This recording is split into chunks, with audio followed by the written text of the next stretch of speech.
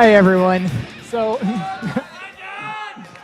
I know last year I wound up talking for 3.5 hours and overrunning some of the tournament broadcasts, so we're going to, the idea was to attempt to shorten it down a little bit, but when I went and took notes for myself about all the things that I wanted to talk about, there was like 300 lines, so we'll see what happens. Tim will probably cut me off if I wind up running too long. So there's an amazing amount of exciting things going on in technology now that affect gaming and the larger ecosystems that we work in. And a lot of it's just fascinating in so many ways. But the thing this year that's sort of the elephant in the room that we can't go without talking about is the console cycle, where we went a lot of years with the same console platform, and it was good for developers and console players. But it was, if anything, getting a little bit stale considering how long it had lasted relative to previous generations. And now we have the heavy hitters with Microsoft and Sony coming out. Now, obviously, I'm still under NDA, and I can't talk about really juicy technical details, but there's enough out in the public record that there can be some discussion about it. And it's interesting, it's almost amazing how close they are in capabilities, how common they are, and that the capabilities that they give are essentially the same. We can talk about differences in memory architectures, but the bottom line being that they're a multi-core AMD processor with AMD graphics it's almost weird how close they are, where I'd love to know the backroom stories between the different companies about who knew what when, about how close they were coming together, whether they converged intentionally or if they were just surprised that they wound up having almost identical specs. So in the near term, it's clearly going to be a good thing for developers, gamers, an excellent thing for AMD. We've got, it's really interesting considering 3 or 4 years ago when we were looking at where we thought the next console generation was going to go, at the time we were really thinking that there was a possibility that we might wind up with an all-Intel world, where Intel with Larrabee as their CPU-oriented GPU might go out and push really hard on the console vendors and maybe even sweep the field. There was a thought that Intel has resources that almost no other company has. They have certainly the best process technology, they have some of the very best silicon engineers, and they've got boatloads of money that if Intel wanted to go in and make a mark here, that they might go in and potentially even buy the wins to make offers that the vendors couldn't refuse. And Larrabee was very interesting when you looked at it as something that was different than the CPU talking to the GPU world that we've had for a long time now. It would have opened up the possibility for some novel rendering architectures for sort of reinventing the wheel and making it look a little bit different. Things like voxel or splatting architectures and some of these things that are not triangle rasterization based might have been better suited there. But as we all know by now, Larrabee was eventually dropped as a GPU product. I know some of the people that worked on the project, and a lot of the hardware people will just say, oh, it just wasn't quite ready because of the software, but the hardware was good. The hardware does live on as a high-performance computing part in the Xeon Phi. But still, that thought that several years ago we thought it might all go this way, and it went almost diametrically opposite direction. We could have wound up with still a fragmented world like we've had for every console generation, where different vendors have different architectures and approaches, and developers are forced to choose the common subset between what the different platforms can do, which always leads to less optimal development, unless you're a sole platform, single platform game on a console where you can really optimize for that. You're always making compromises. And on the PC, you're always making compromises across the breadth of your installed base. But now we did wind up with something that looks like, it's again a PC-based architecture. AMD they've traditionally lagged Intel in raw performance on the CPU side, but having a lot of cores here, having it something that's going to be prevalent on the consoles means that developers will favor that as an optimization, and that will give AMD a little bit of a boost relative to Intel, clock for clock probably. I mean, you'll optimize the code specifically for one microarchitecture, and that will probably become somewhat prevalent on the PC. Intel still has a significant enough performance lead that I don't think they'll outstrip them in raw performance, but it'll help close the gap and makes it useful when you're comparing price performance and some of the other things there. So in the near term, it's clearly a good thing for gaming. In the longer term, we can maybe worry a little bit about whether a monoculture in the ecosystem there is really a good thing. I suspect that we're at a mature enough point in game development that it's probably not particularly harmful, that making radical different changes are so traumatic that we can coast for quite a while without having to really fundamentally reevaluate the things that we're looking at. But it still could have gone differently. We could have wound up with another real contestant for console generations would have been super mobile hardware rather than kind of productized PC hardware. We can imagine something that had maybe 16 ARM cores with a whole bunch of PowerVR graphics cores, and you could have made a pretty good console with that. There's a big ecosystem for that. There's a ton of development work going on. You get good, easy performance out of them in a lot of ways. And I suspect it was the 64-bit not being quite cooked enough on there that really made the difference. And the fact that huge amounts of memory are obviously a big deal for the console platforms now. And that's probably even more so than the last factor of raw performance. Tons and tons of memory is the thing that makes game development a lot easier. I mean, we are currently going through the crunches to make Wolfenstein fit on existing platforms, and it's always that final 90%. When you think you're done with the first 90% of the development, it's the last 10% that turns out to be just about as much work to make it all work inside the limited resources. So lots of memory is going to be nice on the upcoming consoles. It's going to make things a little bit easier. There's a ton more that we'll do visually and to the games there, but I think that the writing's on the wall that pushing things to their absolute limit is not really tenable for the most part in development because there's just too much that you can do. It was one thing when you had a system that you could sort of hold the entire reference manual in your hand and you could say, well, we're going to do as close to the absolute best we can imagine is possible on this. But nowadays, no one person even has the entire capabilities of one of these modern platforms in their head. You wind up specialists in the SIMD code, in the compute code, in the GPU, in the memory architectures, in the file system, the user experience, the interfacing with the operating system. All these things, there's too much to wind up with this crystal jewel of perfection, like you might have at least deluded yourself into thinking you were approaching in previous years. So development is a lot more about trying to get the good value out of the time that you can put into it. And mobile's really been like that for a while now. Most mobile developers are not anywhere close to trying to max out what they can do on their diverse ecosystems and platforms. It's really about trying to come up with something fun, make it happen, and iterate on it quickly. And that's, there's a part of me that always does want to do the absolute best possible, but the reality is that's just not the smart play to look at the modern game systems. And we've got comparing the two big players right now. I mean, well, we should first say that the other bit players it's interesting to look at where the Wii U, I always thought that the Wii U and the Vita would be great targets for Doom 3 BFG. We should be able to bring that over directly, but it's not something that's generating enough interest on the publishing side of things because they're somewhat marginalized platforms, and looking at the adoption of them, it's certainly got to be a little scary even for the mainstream consoles, for the big ones, whether there will be the relaxed expectations of what they can move through on there. Because clearly there's a difference on the handheld platforms being in the post-smartphone world. While the 3DS is doing okay, the Vita is really not doing particularly well, and a lot of that has to come from the fact that we have not quite as good gaming platforms, but everybody's carrying a pretty good gaming platform already, and selling a new one into there is a little bit of a harder sell. But the smartphone developments on there are going to certainly matter about how you approach development, how you look at the different platforms that you support.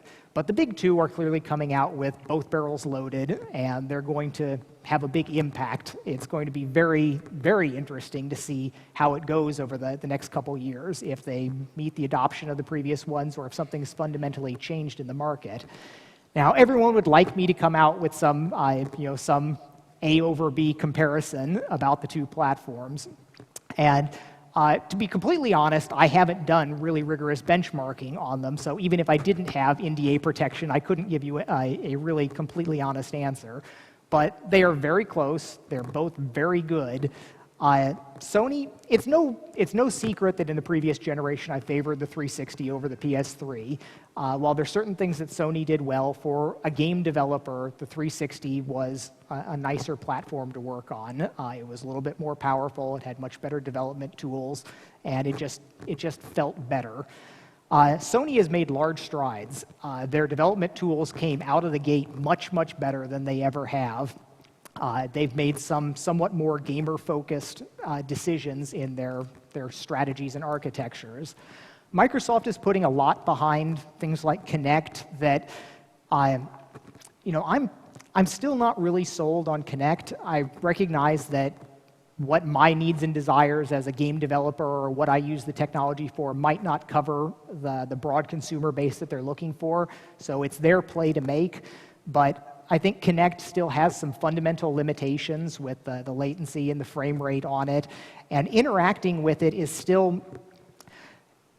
When you interact with Kinect, some of the standard modality interactions there about like position and hold and position, waiting for different things, it's fundamentally a poor interaction. And one way that I look at it is I used to give Apple a lot of grief about the one-button mouse when anybody working with a mouse really wants more buttons are helpful there.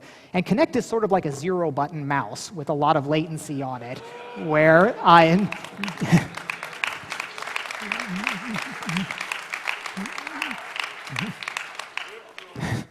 where you move around and you select something, but because you can't like snap your finger at it and make something happen, you have to like wait for a time period or have some other trigger section there.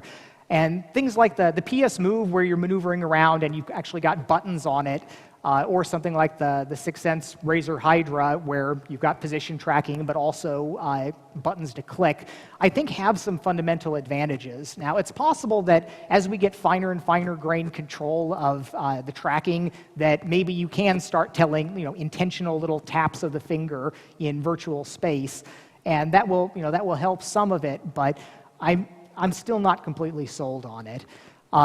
The other thing with Kinect is that relative to touch, which has been a revolution in user interface, and it's absolutely amazing to watch a 2-year-old play with an iPad and just have things moving around, and that was clearly such a huge win, where that is a big, big positive to user-computer interactions, because you're directly manipulating things. Now, Kinect, as far as waving your hands around and moving things, it is still at least a directly proportional interface like a mouse, where you can say, I'm moving 6 inches here, and it's going to be proportional to that 6 inches of moving, which puts it into a better category than like analog thumbsticks, where you're integrating your motion over time. But you're not directly manipulating things, because you're moving your hand here, but you're watching the screen over there to see what's happening. Now, it's possible that you could have if you had a viewer-relative game, if you weren't using Kinect as sort of your social party game where multiple people are playing it at the same time, but you were looking at a screen and you tracked where the viewer's eye was and you knew where their hand was in perspective space, you could then sort of do, okay, I'm touching that, I'm moving that over there. You would still have all the latency issues to deal with there, but it would be a much more direct interface. And things like body tracking like that will have more benefit when you've got things like a virtual reality system where you can see your rendered virtual hand interacting with rendered virtual things. So it's a technology that absolutely has a future, and Microsoft is pushing it hard. They've done a lot of excellent research with it, but I'm still not completely convinced that that's the cornerstone of the next gaming platform. But they're still doing all of the other things that they've done well right. So they are a solid force to be contended with no matter what. But it's anyone's game as far as I can tell right now, and that's exciting. I think that we're always healthiest with at least a strong duopoly, if not a full three vendors fighting it out. So the game development on there, it's not changing as much as you might think going from previous generations. We have our ways of doing things, and because it is a conventional approach that's not tearing up the rule book, most studios are pretty much evolving the code that they've got. We're not throwing away our couple million lines of code and doing something completely different. It is still using your cores to run code, to generate vertexes and run fragment shaders on it. And that's not changing all that much. You just get lots more of everything. And I, again, think that most of the time, a lot of it will be spent on just making our lives easier so we can do a better job with the games. So some of the things like community backlash against the Xbox One, it was interesting to see the power of the public reaction on it. And there's a couple things that have played into the public consciousness on it. One of the things that was up early before even the major issues with the used games and always on and things like that was people being a little bit freaked out about Kinect being on all the time. And my game system is going to be watching me at all times, and who knows what that can do. And I had a lot of conversations with people that really just didn't think that was right, that feels incorrect. I am completely confident that that's a very temporary sort of vision about things, where if we go back 10 years, the idea that everyone would be carrying around a phone that has your GPS located position at all times would cause a lot of the tinfoil hat crowd to go absolutely crazy. The idea that, yeah, but the government's going to have backdoors into all of these, they can turn them on and track everything where you're going. And well, yeah, that's pretty much the situation, but we just kind of carry on. The situation with Kinect, there's already a ton of laptops where the webcam is kind of there, and you have issues with people remote hacking things and turning them on. And I wouldn't be surprised if there's not some absolutely terrifying hack that happens at some point that is a huge media issue with it. But we will just get used to it. A lot of these things are inevitable, like the people talking about Google Glass and the issues with people carrying around and having cameras recording things all the time. I think that's going to be a net positive for society, having this sort of ground truth that's retrievable in many cases in a lot of things. But it does have sort of social transition issues that we're going to have to feel through, as those are adopted.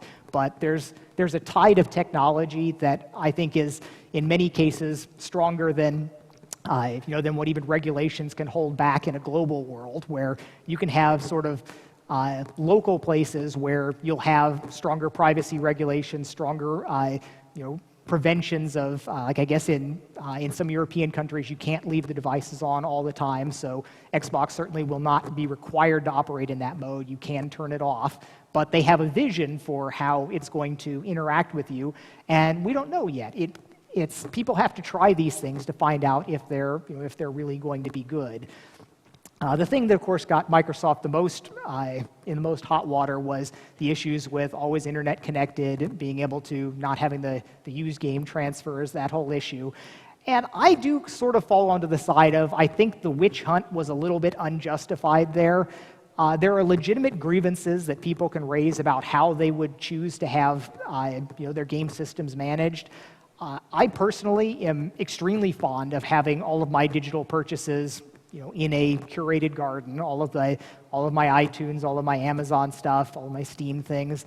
And it's a positive thing. I mean, yeah, you can have better and worse ways of doing that, but we are very quickly going to be past the age of having a game that you hold in your hands on optical media. I think that was another thing that was open for debate this generation was, were we going to have optical media at all, or was it going to be all digital distribution?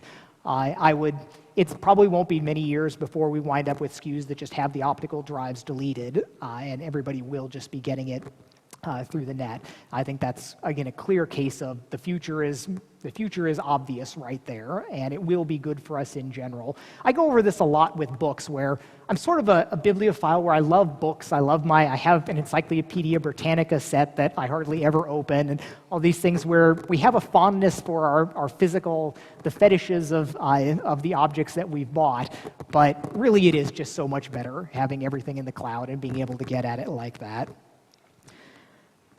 The other platforms that I'd love to be able to develop on 3DS and some of the other things, other small platforms, I would like to see the games show up on the Vita or the Wii U, just to kind of play with some of the different characteristics that they've got there. But it's extremely unlikely to happen because there's a finite amount of time and there's only so many things that you can focus on. And there's the fact that you can't be you can't have complete knowledge of even one of these platforms. Even the handhelds now have so much going on them. If you know all of the intricacies of the ARM instruction set and their different extensions and the characteristics of the GPUs and the different memory mapped I/O registers there, even that's getting to be a little bit too big for somebody to to get a full grasp of. Or what happens is you're just finally getting the hang of everything 5 years into it when the console cycle changes again. And I can look right now with some fondness at the 360 and the PS3 and say, we've got a really good handle on this. We can do some great stuff in it, but it's time to put that aside and go on to the the next generation where we're still groping around figuring out what's going on. One of the other platforms that is, in my opinion, not going to be making a big impact right now is the sort of micro consoles where you look at the Oyas and the things that are just tiny little things that plug into your TV. In the long term, it's possible that things like that may become very, very important as they're coupled with cloud rendering and the distribution like that. I don't think that it's going to have a super big impact right now, but it is amazing to see how the relevance of Android has, the tidal wave of Android just pushing almost everything else out of its way. I'm still obviously an iOS user for most of my day-to-day stuff, but I did finally just in recent weeks spin back up a little bit on Android development, where I looked at it 3 years ago and I thought it was really pretty awful, but it's especially compared to Apple. But you look at paces of relative change, and Apple continues to make things better, but Google has made things better at a faster rate to the point where developing like a Java app on Android is really not that bad right now. You download the ADT bundle and you plug in your device, and it pretty much just works. In many ways, without the certification hassles of iOS, some things like that can actually be a lot easier. It's only when you get into the native development kit that things really fall apart in terms of not really looking well cooked at all. But when you look at the scope of Android and what they've done, it's the power of free.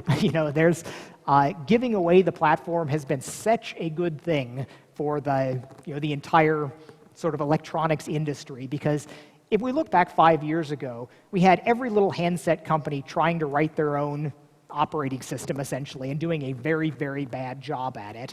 Now we still have the danger that everybody, they go take Google's code base and they mess it up in various ways while adding value. We've got that classic problem of, that's happened with video card drivers in the bad old days, and it certainly happens with the Android platforms now. But it's still worlds better than we would have been if they had to be rolling it by themselves. So that's been a great thing. It still has it has a lot of the messiness of Linux underneath it. That's still what's down there, and the development tools reflect it. But there's also some of the magic of it, where when I'm poking through something and I realize it's like, okay, this is going into the system library. Oh, I can just go get the whole source code for Android.jar and step in through that, and then I can look at the kernel drivers for at least the reference implementation of things. So that's pretty wonderful. It's not clear when I'll have an opportunity to do iOS development again to do a fair comparison, but taking things in 3-year gaps is great to see progress, where when you're just kind of sitting with it, you might not notice how much better things have been getting, but the Android stuff looks at least usable now. So we've got things like NVIDIA Shield, which is basically a repackaged super smartphone in a high-quality handheld gaming format. And that's, it's pretty neat on there. It's got excellent ergonomics and good controls for it. It's not just a really crappy Bluetooth gamepad bolted onto a phone. But you can still see some of the warts of Android sort of showing through. Like I was playing Sonic on it, and Sonic is not supposed to drop frames. That's sort of the essence of what the Sonic the Hedgehog experience is about. And you do get an occasional stutter that I would lay the blame at Android. And you can go, when you ADB into an Android system and you do a PS and you look at pages of stuff scrolling by, like, what is all this crap and how is it helping make my experience better? It's a shame that that's not more nailed down now. Some of the problems may be not just scheduling, but also the drive for power management, where You'd think that if you have a quad-core mobile system that we could just be saying, well, let my game use 2 of those cores, put nothing else on there, and just let me be, like on a console, and have things where they schedule and you wake up in a fraction of a millisecond. But it just doesn't work out that way. You can have 4-millisecond difference in when you wind up waking up the next time. And I'm still new enough to all of this. I don't have the answers at the bottom of it, but the platform is not, it's not as much as you could hope for. And while it's all solvable, you can certainly look down and say, well, what do we need to do at the kernel level? What do we need to expose to make this better? Unfortunately, it probably won't get solved like that. It'll eventually be solved by just a complete surfeit of extra resources. Maybe when we have 16-core ARM processors, we can actually have 8 of them to ourselves, and and let all of the other stuff kind of use up the other processors. And that's sort of what the what Microsoft and Sony are doing on the big platforms, is reserving processors for the other stuff they want to do. And as a game developer, if we know, okay, we've got 5, 6, 7, whatever cores that are really ours, we can work with that. And we would rather work with that than having kind of random unknown things popping up and bothering us. Cloud gaming, again, I've been saying this for years. I think it will have a big impact. And while OnLive hasn't set the world on fire for anything, things are still progressing. It's, again, people will look at bandwidth or latency and think, it's not getting good enough, fast enough. But years go by and things just get a whole lot better. We have a ton of bandwidth coming to a lot of houses now. And while it's not everywhere, just like you don't expect to be able to play your Xbox in the car, there will be places where cloud gaming is just not appropriate. In your backwoods cabin with the satellite internet link, it's not going to be a good idea.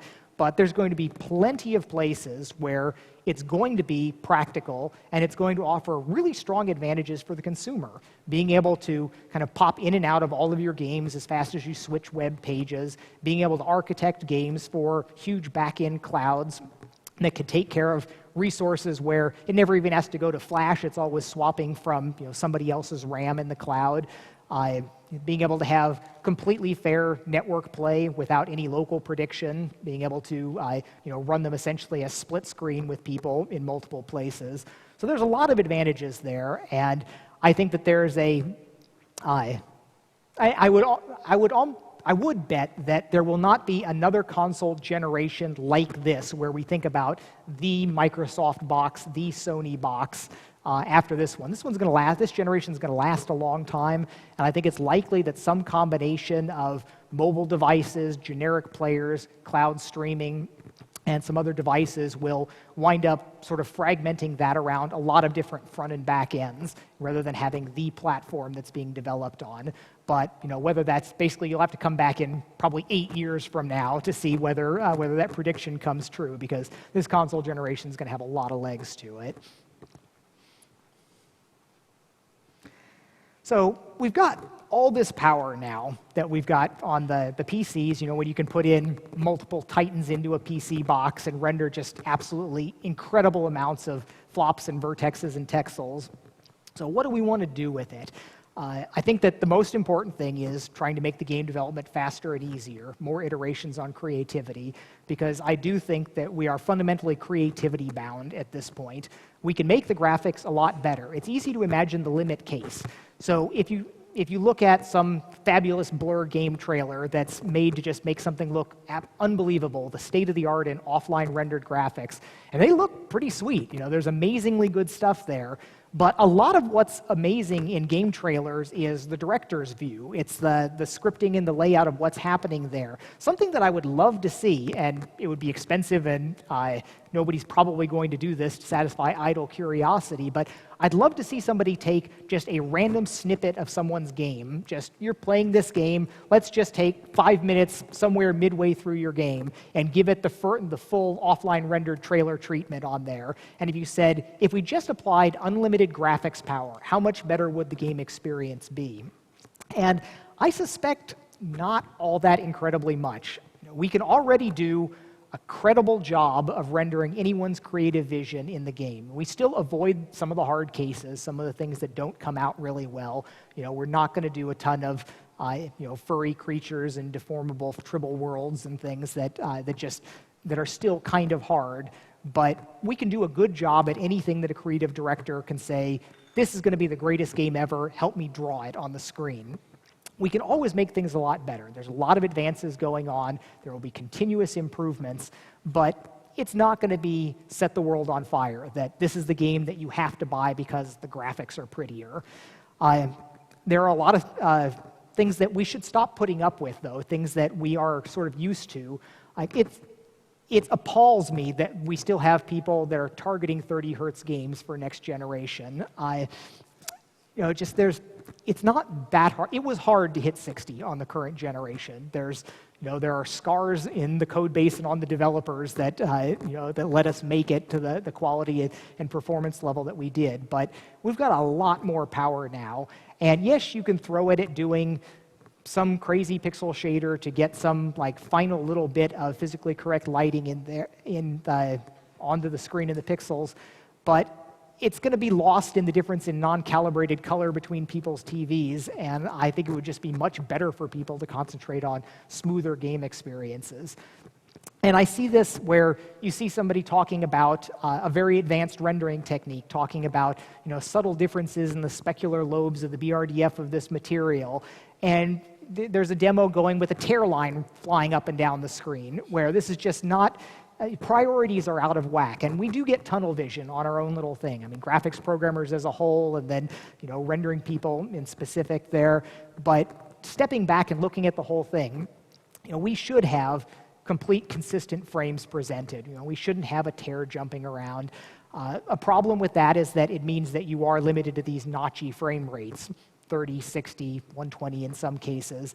And it means that it's harder for subtle performance differences to show. I mean, benchmarking is all about, do you get 32 or 47 frames per second? And if you're playing the frame rate game properly, the locked frame rate, that's not a valid distinction between them. Maybe you start doing like we do with resolution scaling, but it takes away one of the bragging rights things. I mean, that's sort of always the fun of the PC gaming rig culture of just the hot rodding for the modern days. But it's not necessarily in the best interest of the full gaming experience, rather than just throwing more of a moving the dial a little further over. We see a lot with some of the graphics things that we still have DXT compressed textures that turn a lot of things into garbage, and it doesn't matter what you do with the fragment shader there, if garbage in, garbage out. But even if you step back a little bit more, where the normal maps that we use for everything are, everybody bakes 8-bit normals. And interestingly, even with the first GeForce that supported sort of normal mapping, NVIDIA recognized that 8-bit normals really aren't good enough, and they had the 1616 high-low format to have, like, if you want to do a smooth compound curve like an auto body, you can't use an 8-bit normal map on it that's referenced in global space. It's just not good enough. So making some of these transitions where, okay, we've got a lot of memory, now we can just stop doing some of these things that we're so used to. Use some more uncompressed textures. Don't use certain formats. Getting to gamma correction for everything, and a lot of these things that will make subtle differences, but they're not gonna change the face of gaming. These are things that it'll make gaming better, but it's not going to be something on the level of some of the breakthroughs that we've seen in the last couple decades, as we got our first 3D experience, our first 6 degree of freedom experience, as we moved to GPUs in the first place and started taking some of those strides. I honestly don't think that there is another stride of that level really left. Eventually, we will get to fully physically based ray-traced rendering. It's not coming in this generation, but it's coming eventually, and it will win. In the long term, I think there's almost no argument against it. And it'll be great. It'll be better than what we've got, but won't change the world. Some of the things like that we still see funny in graphics engines when you're doing super sophisticated things. Animation, and looking at games, and you see something that's this gorgeously lit, local subsurface scattering and everything, and then you see like a box on something just slide right through an arm, or all this interpenetration of things that are just blatantly and grossly unrealistic. You can say, oh, but my light transport is on the nose, but when the simulation of what's actually going on is completely off, it's not the full experience that you're expecting there. So a lot more work has to be done with that to go ahead and make simulation of things better, to make presentation of human and animation, all these different things, to climb completely out of the uncanny valley in all conditions. There's tons and tons of work to do there, and I think that the things that will make the largest differences probably won't be in exactly the pixel rendering. I still love it. I'm going to talk a lot about it tomorrow on those final things that we do need to do to get to really, really correct and right pixel rendering, the physics of it, what we can change, but it's not going to really radically change the scope of the gaming. So the GPUs that are giving us all this power, we probably will be able to use more and more of it for things that aren't graphics rendering, being able to use it for the simulations. And there's been, for a decade now, people have been talking about, well, we're going to be able to use this stuff to make better and better physics or better simulations of different things. And it's been troublesome because you can't make physics a fundamental aspect of the game and make it optional or scalable. It just doesn't work out that you could have a low-end system have slightly different physics solvers. So all we really get to use that for is fluff. You get your cloth waving in the breeze, your grass, and your water surfaces, and all that's great. We'll get a lot more power from it. So faster and faster GPUs are still a good thing, even if you believe that we're past the knee of the benefit curve for pixels. All this power will still get used for useful things. And there may be some tipping point where we cross a threshold and we really can do something that's important and magnificent that just wasn't possible before. I don't have a suggestion for that, but it's going to be the things that people don't expect, where at some level of power and simulation fidelity, we're able to do something really cool. So the GPUs, one of the trends that's going on now that the consoles are thankfully going to be leading the way on this is the unified memory. PC add-in graphics cards are very much swimming against the tide of history. Separate memory buses are the way things have been on graphics since the beginning. There's a lot of reasons why that's not a very great thing. Having to send things across the bus, having to manage separate memory spaces. We had to deal with that on the PS3 with the split memory architecture. And life is just much, much better when it's all unified. Intel is obviously bullish on this with their integrated parts, but there's a resistance from NVIDIA. They have their stranglehold on the super high-end workstation class separate add-in cards, and they don't have as strong of a position with integrated parts, so they cater to their interest, but leveraging the unified memory space is going to be where a lot of the advances in development and interaction with the GPUs goes, where we should be treating the GPUs just like another processor. We talk with 4 or 8 or however many cores of CPUs. We work out our scheduling systems. Sometimes we do have our critical sections and our locks and the things we have to live with on there. Right now, with graphics, that's pretty much hidden behind an opaque graphics driver layer, where we need to get to the point where we can treat the drivers, we can treat the GPUs the way we treat the other CPU cores. And that's going to involve the vendors giving up some of their flexibility, and that's a hard fight, where right now, textures are still an opaque blob, and each vendor has their own way of organizing them. But forces are battling this, where we have, everybody has to support native formats, everybody has to be able to render to and texture from them for the Android platform, if nothing else, for the compositors, for running on whatever you're doing with Windows and the Mac. So we have to have this generality at least at that level. But I've been calling on them to document and expose all of their, the texture formats you want to use, the tiled and swizzled formats, because there's a lot that we can do to make things better. Right now, it's especially pathetic on Android. If you want to load a texture in on Android, you wind up loading it into Java, making a native buffer, passing that native buffer to the driver, which will copy it into some other place that maybe will be GPU related, and you've got at least 3 steps going through here. And what my vision for the future of a lot of asset management is, all of this should just be memory mapped in a 64-bit address space. It's all going to be backed by flash. We're not going to have this 15 millisecond rotational latency to deal with. But to be able to back something with a memory map file, we need to know exactly what the data looks like. So we need to know what these formats are. We need to know what limitations there are on tiling and alignment and so on. So this is one of my big pushes. I want to see this happen. I think it makes too much sense for people to really argue against, aside from strictly parochial concerns about your add-on card won't be able to do this as efficiently if it's going over PCIe, whatever. But it's a path that we will be evolving to that will make everything better, enable a lot tighter interactions. It'll be a good thing. So the virtualization of graphics resources finally sort of hit mainstream now with the tiled textures and tiled resources. And this is something that people that have been coming here have been hearing me bitch and moan about this for 12 years or something. It's finally in hardware that a lot of you own. It's still not what it should be because interactions with the operating system are hamstringing things. Where I come back to this, I really want this, please memory map this file. Please let me page things out. And some of this battle was convincing hardware people that the idea of any kind of a fault is ever a good thing.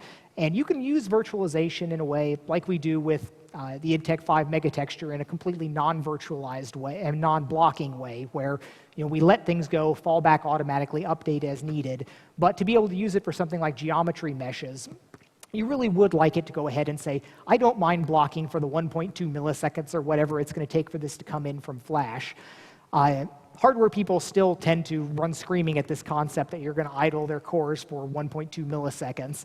But that's, again, one of those things that they just need to get over it. It's a net positive win for the entire system to be able to enable some of these things. To be able to have an entire application where all of your media resources are just set as completely static memory-mapped resources that you have pointers to. Yes, a smart app will go ahead and pre-touch, manage the paging of all of this, but so many loading and saving issues and issues with stability issues with games come from loading and managing and caching and dealing with all of this stuff. And making a whole class of stability things just vanish, that'll be wonderful. But it's still an uphill battle. And then once you've convinced them that, yeah, this is probably a good idea, then it falls back to, well, Microsoft won't play ball on this. Their OS, core OS, is very, very conservative, justifiably so, and there's value to that argument. But they're not. It's this extra level of difficulty. And NVIDIA keeps telling me whenever I suggest something esoteric that I need to start using Linux as my development system because they'll go hack the kernel for me right there and send something over. And it's been sorely tempting in many cases because that ability to just have something just hacked right in, even if you know it's not production, but just to be able to answer a question, that's really great. I've got a couple things right now that I'm looking at that I really want these questions answered. We'll worry about if it can be how it should be productized once we learn whether it's actually a good thing to do. So another GPU thing that's interesting is the place for tiled renderers. And this is one that I may have gotten wrong many, many years ago, where I really disliked the Power VR architecture way back in the day when you had the Voodoo cards and the things that were sort of friendly to develop for that just blasted right to a frame buffer, while the tiled renderers, they theoretically traded some complexity in the interface and the lack of sort of direct manipulation for a memory bandwidth efficiency, in theory.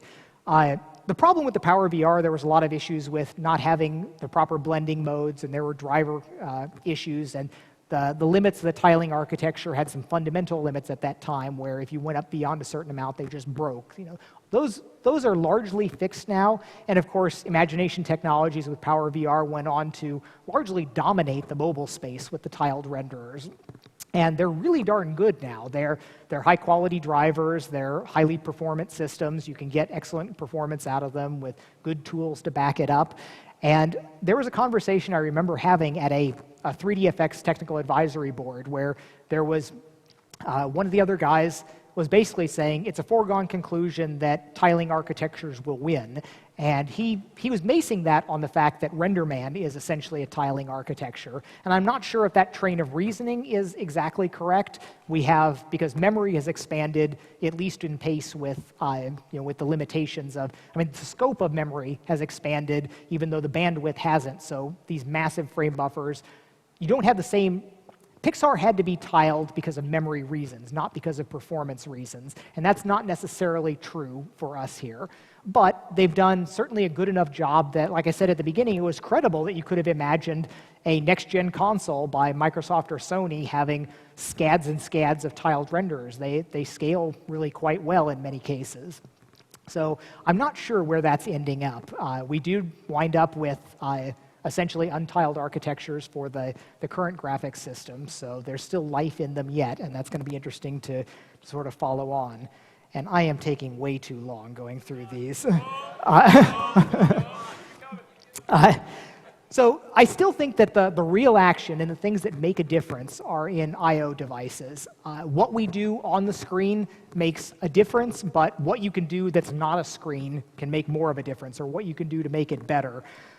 Displays are remarkably good nowadays. I had a couple experiences just in the last couple months where I was looking at something, I was in a shop, I saw something up there, and then I was startled when it moved, that it was a video signage rather than just something statically printed there. And one time I pulled my iPhone out of my pocket and it had a room card key stuck on the top right inside the bezel. And I spent a moment staring at this going, how did this image get on my home screen? Before I realized, like, oh, that's a physical card placed on top of stuck to the screen of my phone. So we are really most of the way there with display technologies when I'm mistaking displays for reality. But there's still things that can get better on it. It's great to see some of the things like viewing angle is almost a dead issue. There's improvements that can be made in pixel fill when you get up really close. Like if you look at things under magnifiers, like in a head-mounted display, you can complain about gaps between pixels, but that gets addressed as resolution gets better and better. And displays are amazingly cheap. There was a picture of me that was in some magazine that showed me with two LCD screens, square aspect ratio, that were 1280 by 1024 many, many years ago. I paid $10,000 each for those IBM displays. And you think about for a couple $100 now gets you a good 1920 by 1080p display. That's the miracle of modern electronics, and that's a really, really good thing. About the only thing that's not going well in displays is latency, and there is a trend to more and more things that happen between the bits going in the HDMI port and pixels lighting up on the screen.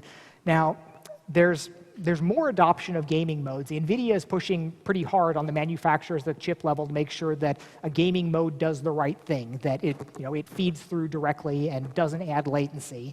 It's a little bit tricky when you think about things like if you're feeding a 1080p signal into a 1080p display, then it's obvious what happens. But if you're feeding in a 720p signal, then it's got to be refiltered at some level. And I mean, that's another thing that gets done wrong all the time. They're not gamma correct usually in the resampling. They may do various other filters in it. But what we need is a bit going over the data stream. And this comes into the whole, oh God, how do we corral all of these people? So we need something at the driver level. We need something at the hardware level. Then we need something on the TV that listens to this and actually does something different. But that's what we need, is anything that's generating an interactive signal, something where you're doing something and it's generating an image based on what you're doing, should be in no latency mode, no processing. Because a lot of the processing that gets done is sort of assumes an MPEG compressed stream, and games are not that, and that should be turned off, because in some cases it's generating appalling amounts of extra latency. So that's one of the things that has sort of regressed a little bit. And that happens in a lot of areas, actually, where you get bandwidth increases at the expense of latency. And sometimes clock speeds go up enough that the latency decreases in an absolute sense anyways, but we've hit limits on clock speeds in a lot of cases. So now, as we're increasing bandwidth, we're getting more latency. And there's a lot of just sloppy programming, not knowing that it's important in all the different cases. But that's something that I push hard on, and I'm hoping that there will be continued improvements in that. Resolution, we look at phone resolutions when you're at Retina display, and Retina display, as it's termed now, doesn't mean more resolution isn't beneficial. You can still see aliasing if you look at a wireframe rendering going on a phone at a normal display distance, but it's pretty damn good. I would be, as an image processing or as an image rendering producer, I wouldn't be too sad staying at a 1080p resolution and concentrating on getting the anti-aliasing right and all that. It's nice right now, and it might be a brief window where 1080p usually does mean 1080p pixels. The 720p was not like that on hardly any displays. They were always resampling, and that was a bad thing. So I worry that more resolution, if you start getting displays that have 2.5K resolution, then those are going to be resampling all the input signals. We're going to go through all of these same problems again. There's going to be more latency added, more non-gamma correct upsampling, all sorts of problems. But it does look like the industry push for 4K is gaining momentum, and it seems almost ridiculous to me that, but it's going to happen. The electronics people need something new to sell, so they're going to make 4K happen. It's not clear to me that that's going to make a huge win on people's walls and displays. The selfish thing that it is going to be great is it's going to be good for the place where we really desperately need resolution is the head-mounted displays. When you're looking at your PC or your TV screen, resolution is pretty good. Maybe it's not everything that you'd want, but in head-mounted displays, we really do want a lot more resolution. And we're going to get it, not because the display manufacturers particularly care about that market, but because they need to have bigger numbers on it. It's the megapixels race on it. And we're going to have it seems ludicrous, but we're going to have 4K tablets and mini tablets in not too many years, and that'll make just a dandy head-mounted display for that.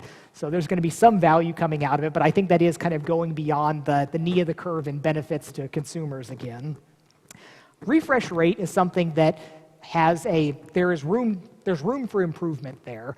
A lot of displays now do 120 hertz internally for 3D shutter glasses, but very few of the consumer devices take it as an input. And even a lot of PC monitors, you have to hook it up with just the right cable and enable it just the right way. But a 120 hertz display is noticeably nicer. It's not going to change the way you look at things or make your jaw hang open in astonishment, but it's nicer and smoother, and it affects everything. Everything on your desktop is better with at 120 hertz.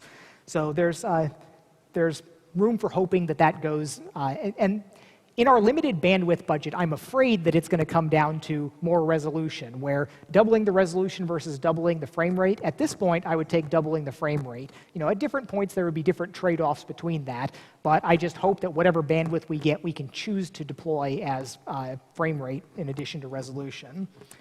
The actual stereoscopics for shutter glass TV is still, it's not a world-beating feature. When you set it up with all the right parameters, if you have your stereoscopic screen set up with the parameters set so that it is an extension, your field of view at the distance you're sitting for that size of screen, the field of view is correct, the projection matrix is correct, and the separation for your eyes is correct, it can be a really powerful experience. You can have that sense of, I can put my hand through the screen and grab that thing there.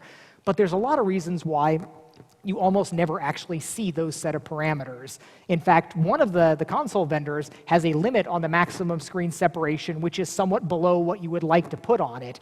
And the reason it's like that is because it causes eye strain as you deal with your eyes they know how much they have to toe in to center on something, but they're focusing at a different amount. This is the vergence effect, and that is an issue with eye strain, and we generally try to minimize it by tuning it down a little bit.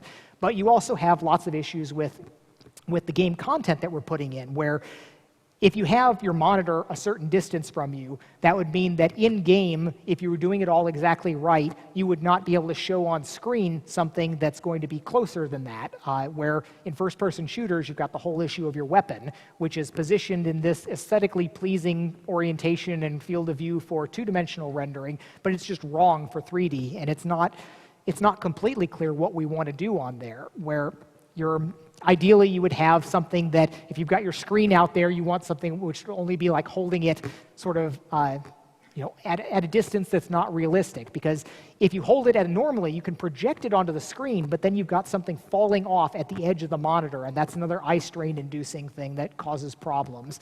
So, stereoscopic stuff is not too hard to do. I think it's an excellent stepping stone towards the head-mounted displays in virtual reality, which I do think is one of those can make your jaw hang open and really make a difference effects on there. So you can pick it up sort of along the way. As a destination on its own, it's still not super awesome. Now, the one exciting thing for me that happened just in recent months is I had to reevaluate some fundamental assumptions that I had on what's important on the displays. And this is great for me because this is something that I've never talked about. I haven't talked about in the previous talking about displays, but the issue of persistence and judder, where Michael Abrash's team at Valve has been pushing hard on this. And the first time I went and talked with them about it, I was really skeptical, where I'm like, no, I want a 120 hertz display. That'll fix the problems that we have with 120 hertz OLEDs, problem solved. That was my position. But they went and they've built some test hardware, and the best way to win an argument is to build hardware and prove it. And within, and it's great the way they did this. They basically knew they wanted OLED displays, so they pulled apart Samsung Galaxy 4 phones, and they had their hardware hacker guy make an interface board that lets them drive a pair of Samsung phones directly from a PC on. And then they added this extra circuit to be able to change the persistence globally on it. And you can tap a button while you're going through changing that. And I put on their prototype, and 20 seconds later, you're right. This is absolutely important. I retract any statements that I made about the lack of importance of of persistence. It's a compelling thing, but it makes some. So, and there's a couple really interesting things about this. CRTs, back in the old day, had essentially no persistence. I mean, really old CRTs would have long persistence phosphors, but the CRTs that we would use for monitors and gaming had extremely low persistence. The electron beam swept over, and the bright spot was gone in microseconds. Now, when I look around online, there's a class of people that have been really bugged by the transition to LCDs for things like apparently watching sporting events, which is something that I never really do, but the people that really pay attention to watching their Super Bowl game, that a lot of people thought the experience once we moved to flat panels has just been worse than it was on a CRT. And I never understood really what they were talking about until I was able to look at it more from inside out on the head-mounted display perspective. And there's a good example. The problem is, if you're looking at something with a CRT, or most displays now, they're on all the time. It's fully persistent. That was great because there was none of this 60 hertz flickering, eye strain issues. The displays are solid. They look like the reality signs. So it was good for all of these things. But when you have something move, it brings up the fact that instead of like moving smoothly, it's all here and then it's all here. Or worse, when you're tracking something in a head-mounted display, this pixel that's here, and it's going to change to something else, the same pixel gets dragged as you're moving your head, so it smears across this area. And what I originally chalked up to motion blur being crummy LCD switching times, when I would see, like, if you put on a Rift and you move around, you've got these, everything, it can be fine when you're looking at it, but when you move, everything smears and then comes back stable. Now, it certainly is a problem. There's a 20-something millisecond switch on the LCD. But even when you do that with an OLED that switches in a microsecond, you look around and you can't read something as it's moving. And you can do a test of this with any sort of smartphone device.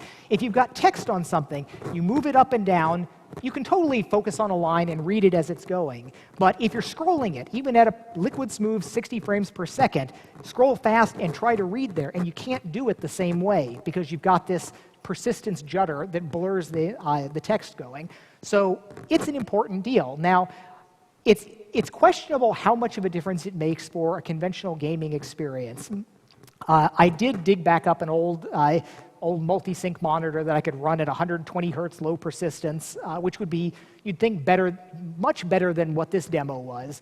And it still doesn't make that much of a difference to me on standard gameplay. Now, I couldn't sync the demos that I wanted to on there because it was an old square aspect ratio, wouldn't take the other stuff. So I couldn't make a completely fair comparison.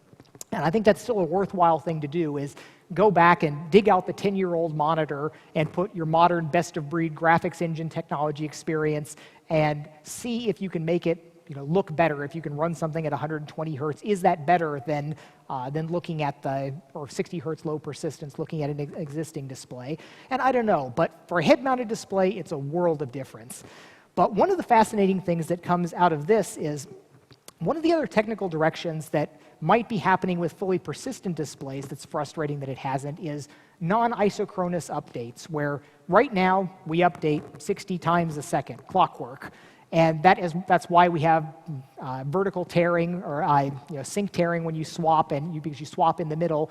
in a lot of cases, for a lot of displays, what you'd love to do is just say, well, I'll tell you when I'm done. Here's the entire frame. That would mean all of the, the hot-rodded PCs, it's better to go 62 frames per second than 58. It actually makes a difference, or even 37 versus 35. Any amount that you go better would be an improvement in smoothness. There would be a positive thing to that, and I've thought that could be run in by mobile devices that care so much about power consumption. So that's, and that was in the DVI spec, again, 10 years ago, but it hasn't really come about. It probably will in coming years for mobile stuff, but that's directly in opposition to this low persistence display issues. Because for low persistence display, you're just flashing an image on a regular basis. So you need an isochronous display. It needs to be happening at a particularly relevant regular time period. So there are two directions that both add benefit but are absolutely contradictory to each other, which is going to be interesting to see, kind of see how that plays out. So my hope for this, the other thing with that, with the low persistence, is that 60 hertz is not good enough. 60 hertz was really not good enough even looking at your monitor. On a TV set, when it's a long ways away and it's sort of in your foveal region, it's okay, but it always flickers when it gets out to the outside of your view. I put this in a head-mounted display, and most of it's covering your entire field of view at 60 hertz is completely and utterly unacceptable. I thought that 120 hertz is certainly good enough. Valve's running their stuff at like 95 hertz, which brings up the question that I was lamenting earlier about why can't we have game developers even make 60 hertz games when there's still people looking for 30 hertz, saying, well, now we got to do 90 or 120 hertz. That's going to be a challenge. That's not happening in the real near future. But one of the most exciting technical research things that I did in the last year was this notion of time warping, where you take an image at a particular orientation and rendering, and then you warp it to be rendered for a different position or orientation or time. And that, I'm hoping, is going to be the solution for this, where we finally have a hard real-time situation where 90 or 120 times a second, we absolutely have to deliver a new image, no ifs, ands, or buts, but perhaps that image is coming from a source that's only updated, maybe even only at 30 hertz. So that should allow completely smooth, like mouse look or head look on there for transferring the rotation or even slight movements, but it won't handle anything else in the world. So you've got, if you have your drifting snowflakes in the air, probably won't care if they get a frame here or there and a slight stutter, but if you've got some performance art thing happening in front of you, that may matter. So what might happen is you could imagine taking the reviled motion interpolation technology from consumer television and coupling it with the time warp presentation technology, so your world is always 30 hertz with 1 frame of extra latency there, but you use motion interpolation at an image level, maybe augmented by marking or depth buffers or the things that we can do since we know we create this stuff there rather than interpolating it from an MPEG stream. But you use that to generate 120 frames in between, and then you time warp the presentation so that you have no latency for the actual viewer. So that's something that might actually pan out. So I'm very excited at some of the research opportunities sort of in the next year looking at that, where we might be able to kind of get the best of both worlds, have our cake and eat it too. On the input side of things, we've got, I'm only halfway through my list here.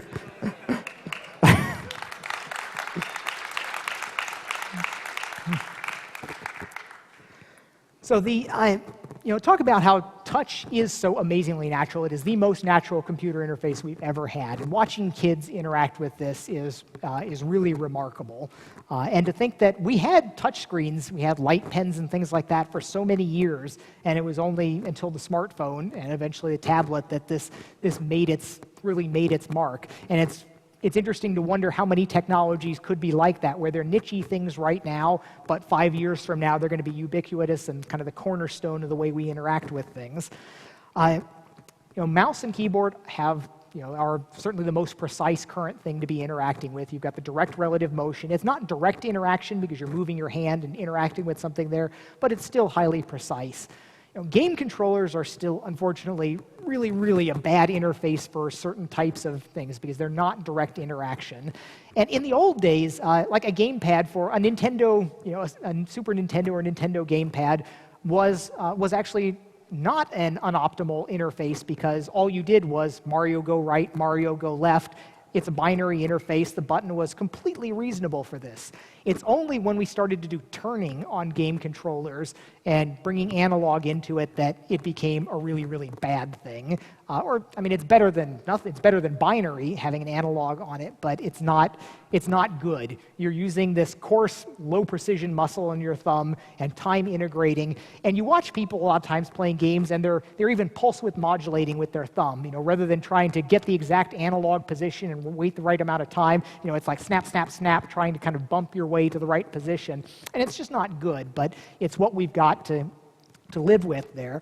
I think that some of the controllers where you start to see sparks of betterness, I think the PS Move, it's still got kind of a latent, kind of sort of laggy interface to it, but at least you're moving something and you've got buttons.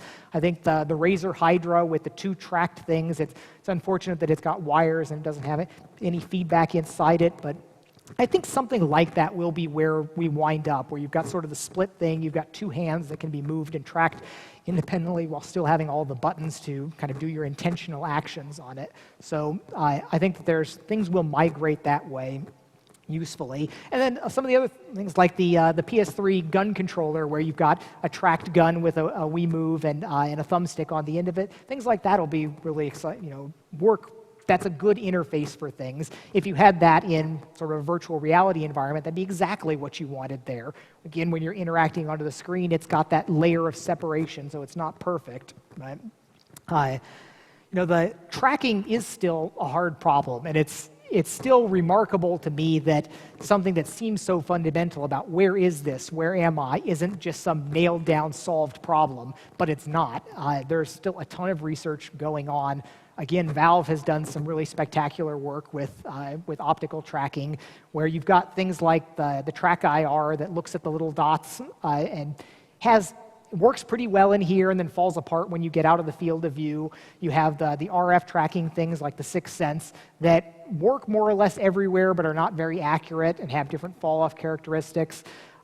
There's inside out. I think that my take is that eventually head-mounted displays will wind up tracking with inside-out tracking, where you'll have cameras on them looking out at the world because that's how the brain tracks, and we should be able to mimic that.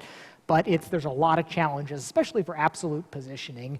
I suspect that there's a middle ground between absolute 6 degree of freedom, ground truth, here are the coordinates, that there's a useful intermediate step between just accelerometers and gyros where you have relative positioning to it. And I think that there's potentially benefit for using optical flow analysis coupled with the gyros and accelerometers that are on there to get useful relative motion. But this is all stuff that hopefully can be experimented with and worked on sort of in the coming year.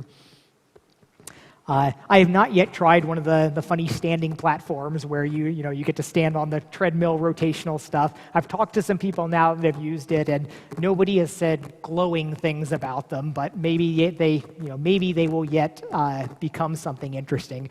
I'm still most excited for that type of stuff, for taking the sort of indoor laser tag areas and turning those into virtual reality play spaces, which has the advantage of you are completely free to put marker graphics on every wall, floor, and ceiling. So inside out looking would never be outside, would never not have a marker. I think that's going to be just fabulous when that happens. The audio side of things is, the audio people always feel like the poor stepchildren on the development team, where they get the scraps of the resources given over to them. And we've at least twice before tried sophisticated audio processing, and we just kept coming back to it doesn't win yet in game when you don't know what the speakers are, when you've got the broad range of things there, and you've got a screen sitting in front of people.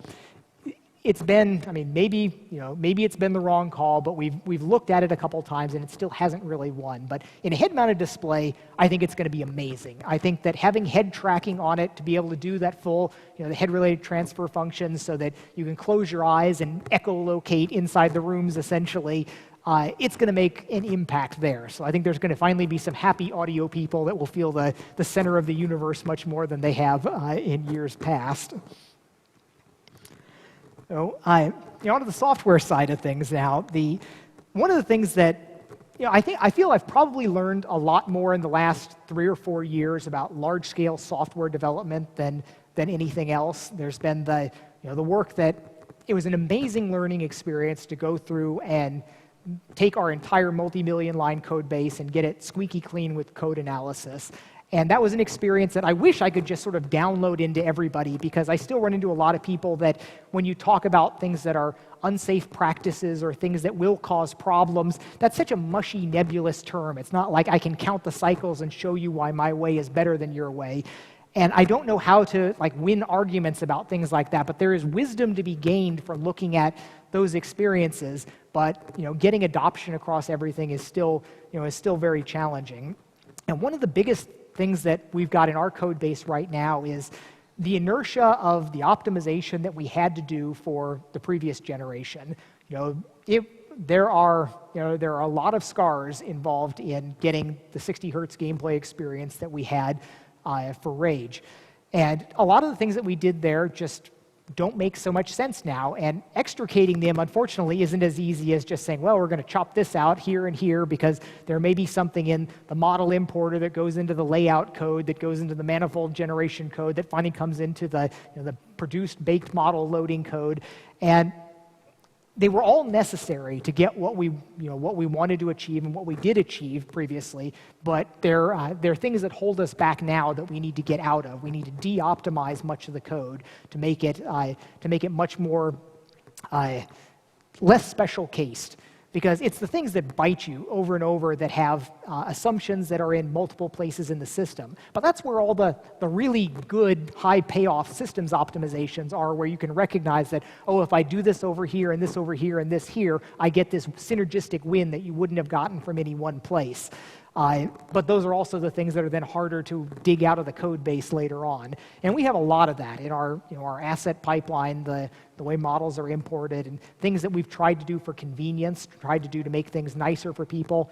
That's one of the big lessons, is accept lenient is just a bad idea. And the web world learned this to billions of dollars of effort expended on that across browser compatibility from accept lenient, where you really want to be a hard ass about the assets that you take in, especially when you control them. You want to say it's either right or it's not right, and if it's not right, just don't allow it. Don't fix it up and let it go with a warning, because nobody will look at the warnings. And that's something that we're still kind of working our way through, where we need to get to the place that in the code we are squeaky clean on all this static analysis. We need to get that way with all of our data assets. We need to be able to say, all right, all of this data, it comes in, we apply lint for models to it and get it squeaky clean, and it's going to be good, and it won't cause these other problems. Where right now it's sad how much time we spend chasing problems where something comes in, it's messed up in some way, trying to infer what level of this munging process pipeline made it that way. So simplifying things in that ways is one of the big sort of strategic things that we're working on. But in general, this push for robustness first, then predictability, then performance.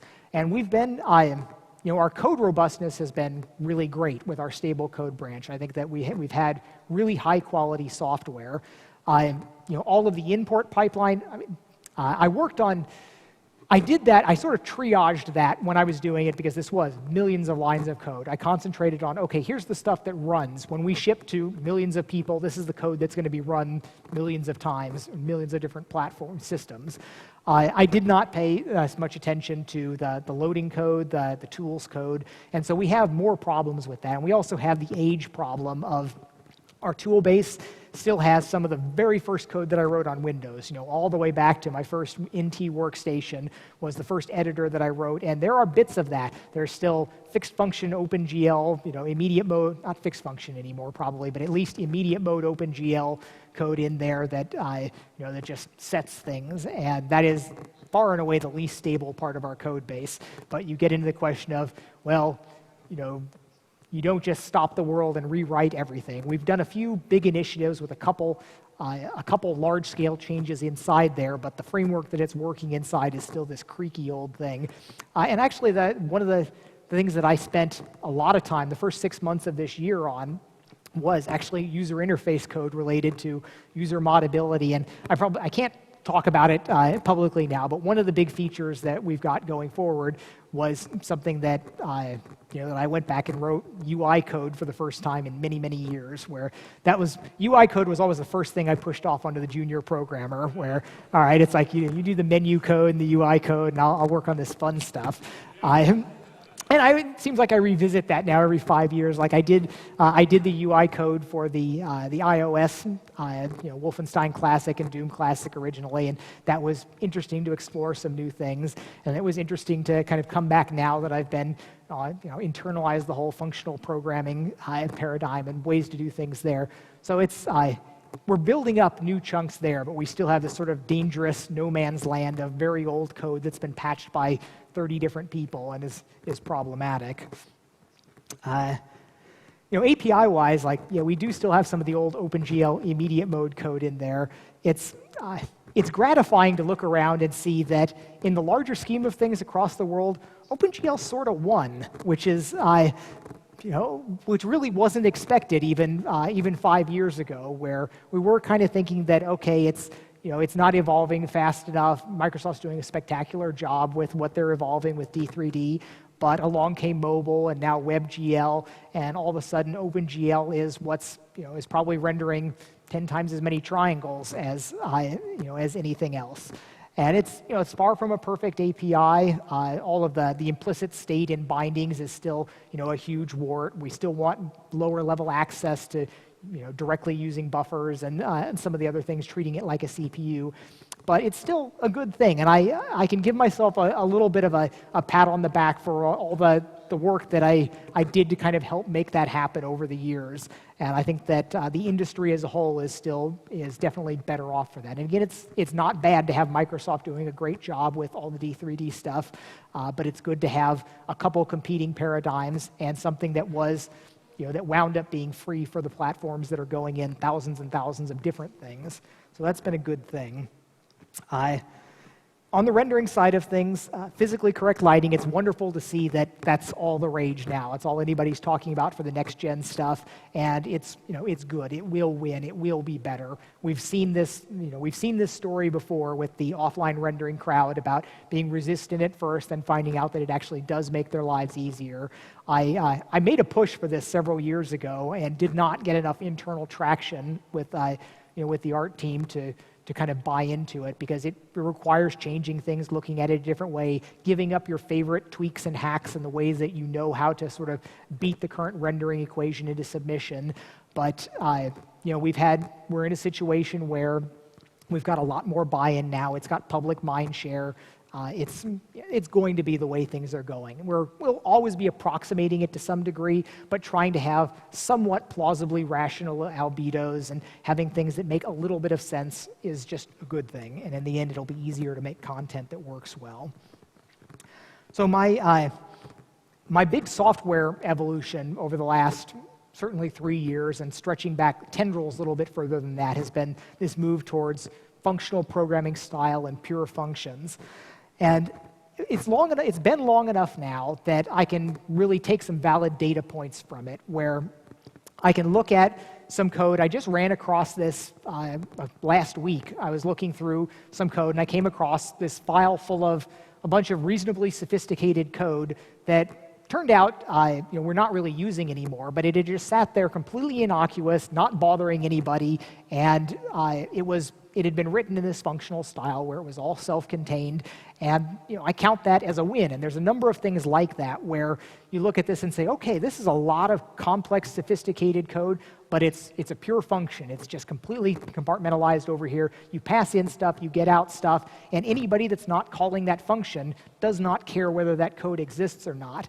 And that could be contrasted with so much other code that has assumptions and interactions and tendrils throughout the system, where there are so many things that you set a flag here, or you call this subsystem to put it into this state so that something else that you're going to do later will interact with that in a different way.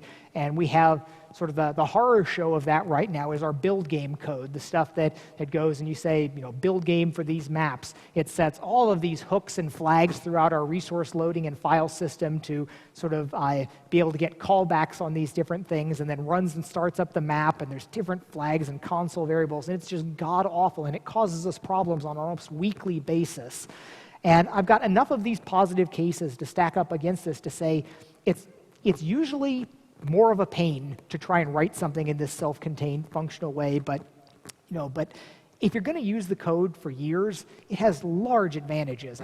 I'm seeing the payoffs more and more as just on a regular basis, I see these wins where that's been happy and good because it was written in a pure form. That's been a real pain because it wasn't, because it used callbacks and tendrils and flags and settings and all of these other ways of doing things. So I am more convinced than ever that it really is a big win.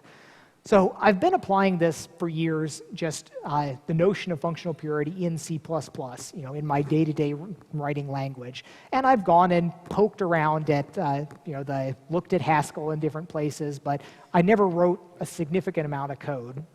In the last year, I set out to go ahead and try and get sort of my 10,000 lines of code in real functional languages to try and get something that I can talk about their merits in a concrete sense rather than an abstract sense.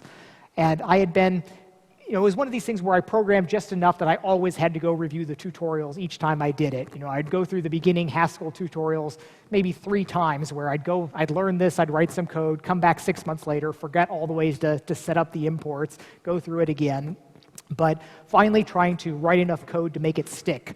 And the project that I set out to do on this was I wanted to do something that would be enough code to learn about the large systems, because when you look through exercises in books, they're toys, and they're a completely different set of things that you learn when you're looking at system scale versus exercise or toy scale. So it needed to be something with a little bit of meat on it and something that I could reference against other things that I've done. So what I set out to do was take the original Wolfenstein 3D and re-implement it in Haskell.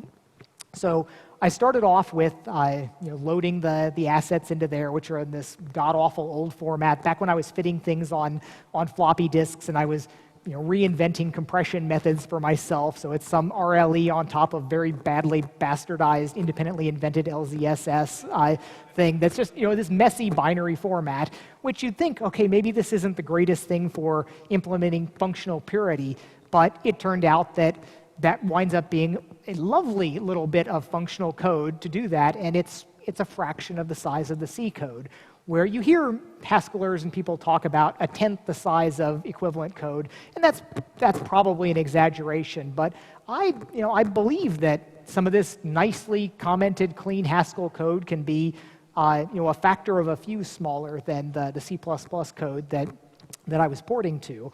I got to the point of having the guards on paths, walking around, running player movement at some basic levels, but I was finding that it's really difficult for me to work on something that's not work. I have this, I would pat myself on the back for tearing away and spending a whole hour on my Haskell research project every now and then, and I couldn't hit it on a regular basis. It was just not. I didn't have enough time to. I couldn't make myself take the time. I mean, I just have that internal itch that's like, oh, I could be doing something that's productive in the here and now. And I know that it's good in the long term, but it's a little, it's a character issue that makes it difficult for me on that. So one of the things that happened then that was sort of a happy, good fortune is I'd always been poking around, and one of the languages that I would look at, I settled on Haskell as probably my functional language of choice to follow up on. And I generally still agree that that's one of the strongest directions. I'm still not completely sold on the value of laziness, so the people that talk about ML derivatives, they might have a point. I haven't evaluated side by side, so there may be something there. But one of the ones that I at least considered and rejected was Lisp. And Lisp has, there's a lot of history to Lisp. It's just about the second oldest, in-use language. It goes back to the 50s. And I've always had in my head Lisp almost up on a pedestal. There were things like, a formative book in my teenage years was Hackers, Heroes of the Computer Revolution, and a lot of that talked about the MIT computer crowd, and you had the the building of the Lisp machines and the Lisp hackers and Richard Stallman's last days there. And that stuck with me a lot. And there's things, reading Paul Graham's essays, reading the Unix Haters Handbook, and the people that that would still talk about these old Lisp machines and the values of it. Oh, and my favorite paper title now is there was a paper by the people that became the Racket scheme system, and the subtitle on it is "Revenge of the Son of the Lisp Machine." It was about programming language environments, and I thought that was just fabulous for a paper subtitle. So I'd always had this sort of Lisp up on a bit of a pedestal, and I thought, well, it'd be great to have deep Lisp knowledge, because I've heard plenty of people say, oh, just learning the syntax, that's not going to do anything for you. You need to write enough code to sort of get the zen of Lisp. And for years, for decades now, I've thought, well, that'd be nice, but I'd pay money if I could get the brain download to do that, but I just can't see myself ever having the time to do that, as witnessed by my trying to spend time on Haskell. I can't make myself spend that many. If I'm sitting at my workstation, I want to work on something that that's relevant to the current project. But what happened is I found out that just poking around, I forget exactly how it came to my attention, but there's a tiny little Lisp development environment that you can get on the iPad called Lisping. And it's this sort of visual editor. It matches up all your parentheses. And you couldn't write a real program in it, but you can write scheme in it and go through and do exercises, and it shows you the arrangements. And it's kind of neat. I look at that as, okay, the idea of visual programming has never really taken off, and we all still wonder whether at some point we can extract more of the structure of the programs beyond just syntax coloring, and we can do useful things there. And Lisp, with its nature of everything's an S expression and the homogeneity of it, has a lot going for it. And still, this is a trivial program, but what I found out that was just magical to me is that I have my iPad with me at all of these times when I'm not at my workstation, and I found there were all of these little hours where I could be doing programming if it was on my iPad, because I'm at home sitting on the couch somewhere, or I'm on an airplane, or I'm stuck someplace. I don't have my system, so I don't have that same personal guilt trip about not working on the work that that I need to move towards the next milestone, and I could actually do some real programming. So I picked up and I spent a decent amount of time learning scheme, doing some work on the iPad, writing a few simple programs, write a KD tree builder, write a parser for something. And eventually I did wind up with one of the grand old books of computer science, Structure and Interpretation of Computer Programs, or SICP there. And that's, it's classic MIT text. It's for undergraduates. It's supposed to be sort of a first MIT course, but it uses Scheme as the programming language. And it's one of those books up on a pedestal that are on the books every computer programmer should read. And I started going through, I actually took some time off from work and said, I'm going to do Lisp immersion. I'm going to spend this week doing nothing but Lisp programming. I'm not even going to think about working on what I should be working on.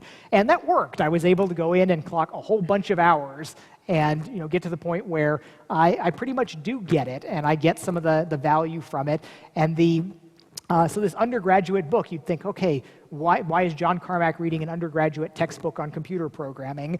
But there's value to be gotten in, you can find value in almost anything at that level. Any college textbook you pick up, you can probably get good value out of, even if it's a topic that you already know. One of the things that I crossed some threshold in recent years where I've always loved sort of grazing on technical stuff. I've always liked textbooks and reading them, light bedtime reading for whatever. But in recent years, I've gotten to the point where I actually look forward to doing the exercises. And part of that's because getting older, you need a little bit of an extra push to make things stick in your brain. And I was talking with my stepfather, who was an engineer, about that. I mentioned that, and he looks at me and says, he's pushing 70. He's like, you have no idea, John. So I'm not sure I'm looking forward to the slow decline towards that. But working the exercises in the book is obviously useful. And the thing about this particular book, where if you take your learn language XXX in 24 hours, you just get these very practical little exercises. But here I'm looking up, trawling through Wikipedia, going, okay, what's an Ackermann function? What are these church numerals? And all of this math basis stuff that was kind of entertaining to learn while I'm learning the programming challenges along with it.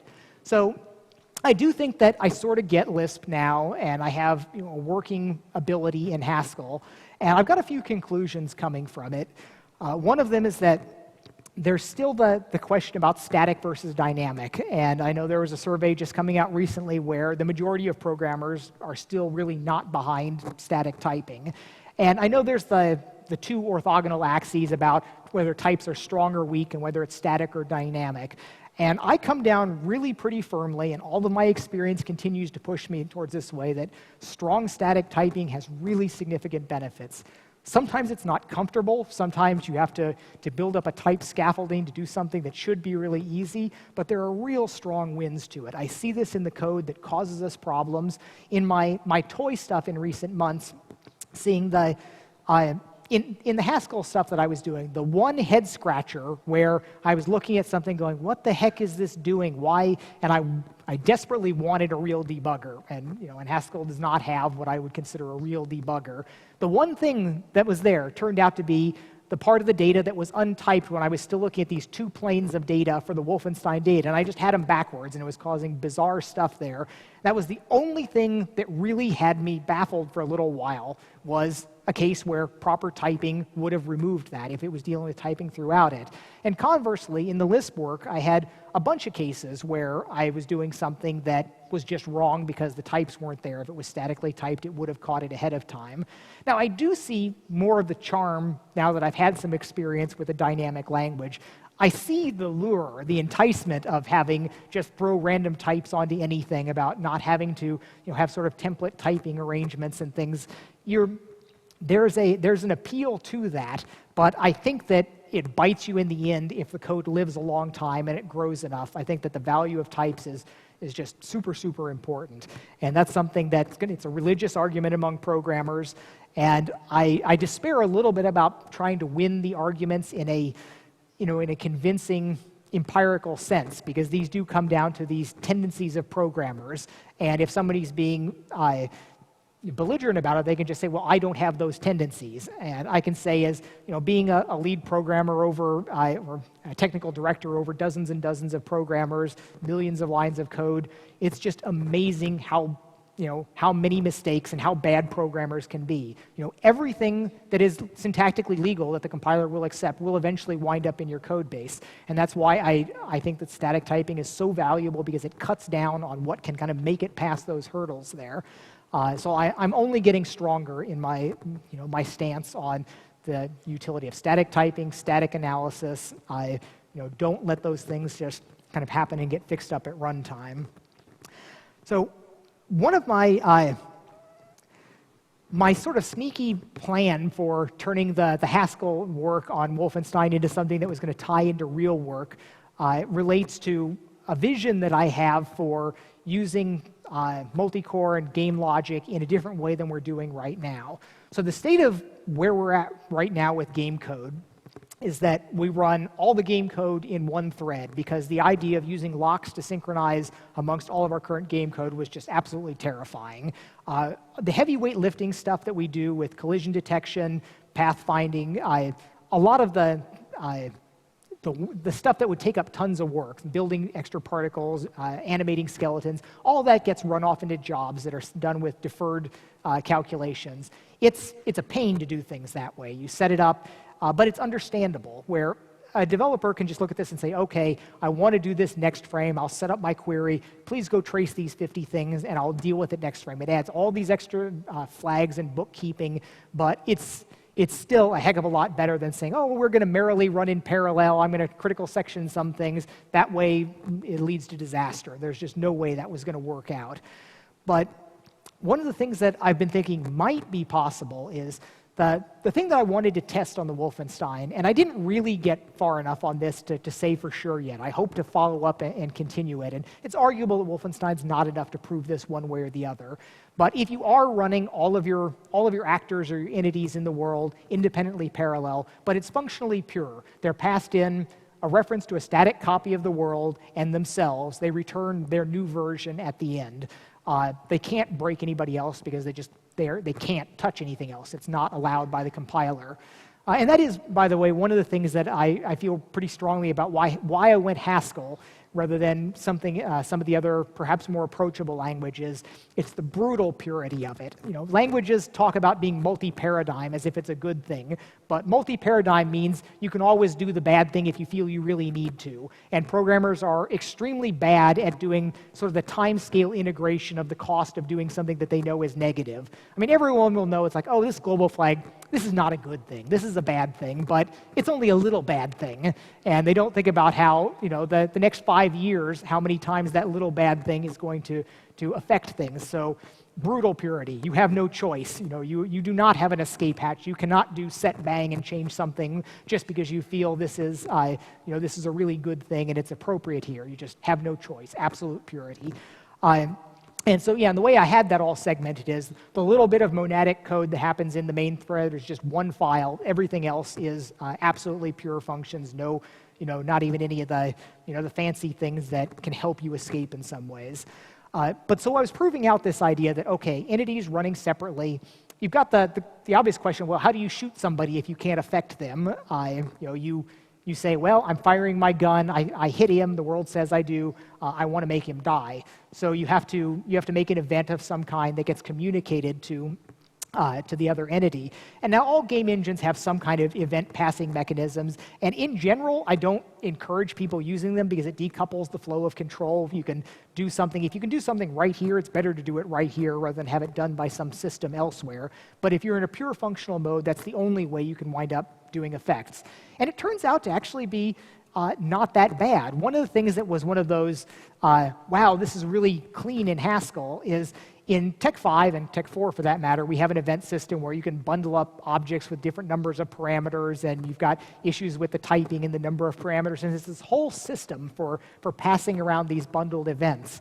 In Haskell, it's a partially evaluated function that just takes an entity as its parameter and returns another entity. There's no system for it. It's just built in for the language. You can have a do damage function. You partially evaluate it with your 5 points of damage that you're going to do, and then you pass it so that it's just going to take that the last function parameter as the entity, and you set that up on your own personal list. So every entity makes a list of all of the things that they're going to do to anybody, and then at the beginning of the next frame, you go and you gather everything together.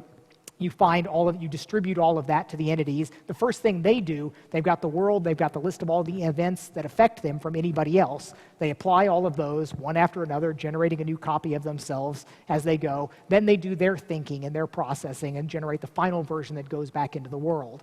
So there are, with this sort of method, there are coherence.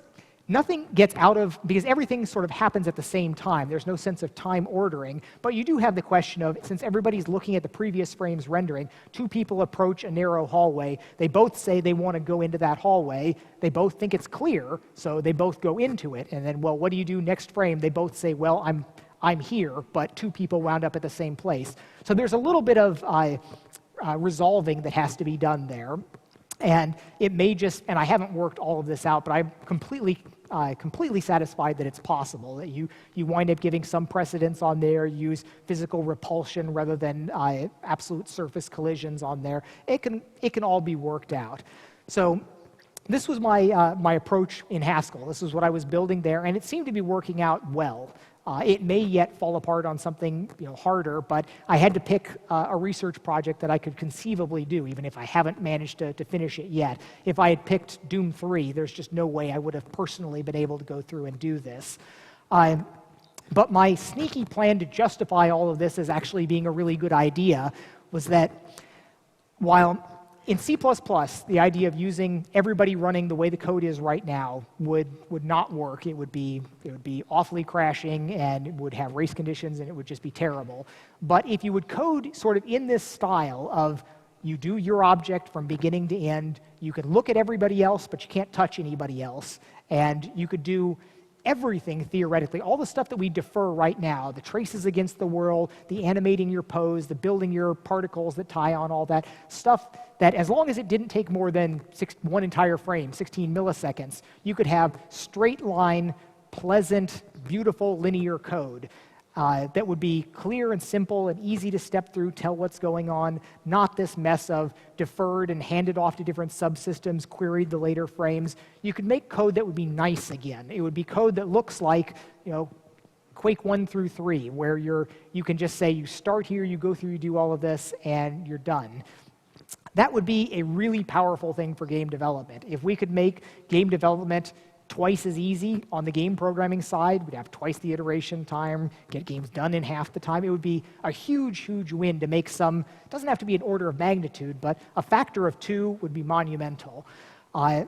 So what my thought is that, okay, we can't have things that just randomly look around at all this, even if you say you're programming in this look-only way. But if your pointers let you point at somebody, again, if it's syntactically legal, it will make it into the code base. It would be almost impossible to guard against. So my scheme is instead of taking just your single heap here, go ahead and pretend you're doing actually do garbage collection on it, which is another thing that garbage collection is a benefit for developers. It has a bad name, a bad reputation in game development for intermittent pauses. Intermittency is bad. A fixed overhead we can deal with, and it makes programming easier. And programming is often the long pole in the tent for getting games done. So anything we can do to make this easier to spend our performance is going to be a useful thing. So you set everything up, you garbage collect every frame, so you make a pass through all the objects in your game heap. It's going to take discipline to make sure that none of the big things stay in the game heap. You put all of your assets, resources separately managed, but the game stuff, you have it in the heap, you can make a walkthrough at every frame. So it's a fairly standard sort of compacting or broken hearts garbage collection where you pass through, you copy over the stuff that you still need to the next frame. So it takes twice as much space for your heap. But the game heap, if you isolate out all of the constant data and all of the big media, it's not that large. I could guarantee that our real mutable data, you could count it, it's counted in megs, not tens of megs. And it's probably only a few megs. So it's completely credible to walk it every frame. So you walk through the entire frame, you compact and copy it, garbage collect to another frame, but you keep the old frame there and you memory protect it. And when you're fixing up all of these pointers, as you're doing the garbage collection, you're marking pointers on whether they're in use, whether you've copied them over, but each entity keeps its own pointers to itself, but any pointer that it has to something else points to the frame that was just memory protected, that was garbage collected from. So any pointer that you get is either going to point to your state, which is mutable, or if it's pointing to anything else, it's pointing to a static copy. So you will bus error if you try to access that. It will be hard protected, so it's not possible to sneak in something that's going to be a race condition. And I think that under those conditions, you get garbage collection, which is a programming win. You get the de-threading of all of these things that we do for performance reason. You allow it to run all of these things in parallel, so we get more scalability as we go up to dozens and dozens of cores. And I think it could be a really huge win, but it's a research project. It's not something that I can sort of roll into the current code base. But I look at it and think it's not ridiculous that it could be migrated towards, and it would have some large benefits. So that's one of my sneaky schemes for wanting to kind of move the state of the programming forward there. But there's several things that need to happen in before that can really kind of come to fruition. So some of the other things that are appealing about Lisp is, so related to programming the game stuff, I have been scratching my head a little bit in recent months thinking that when I look back at Quake 1, I did Quake C, and that was me just totally winging it on language design. Okay, I've got C format expressions and one object type that goes across. That's the only thing you use for all of it. And it was certainly a huge success. There were lots of people that learned programming so they could do QC and make mods for it. And it's had a positive impact on the way the industry's gone and people that have gone into it.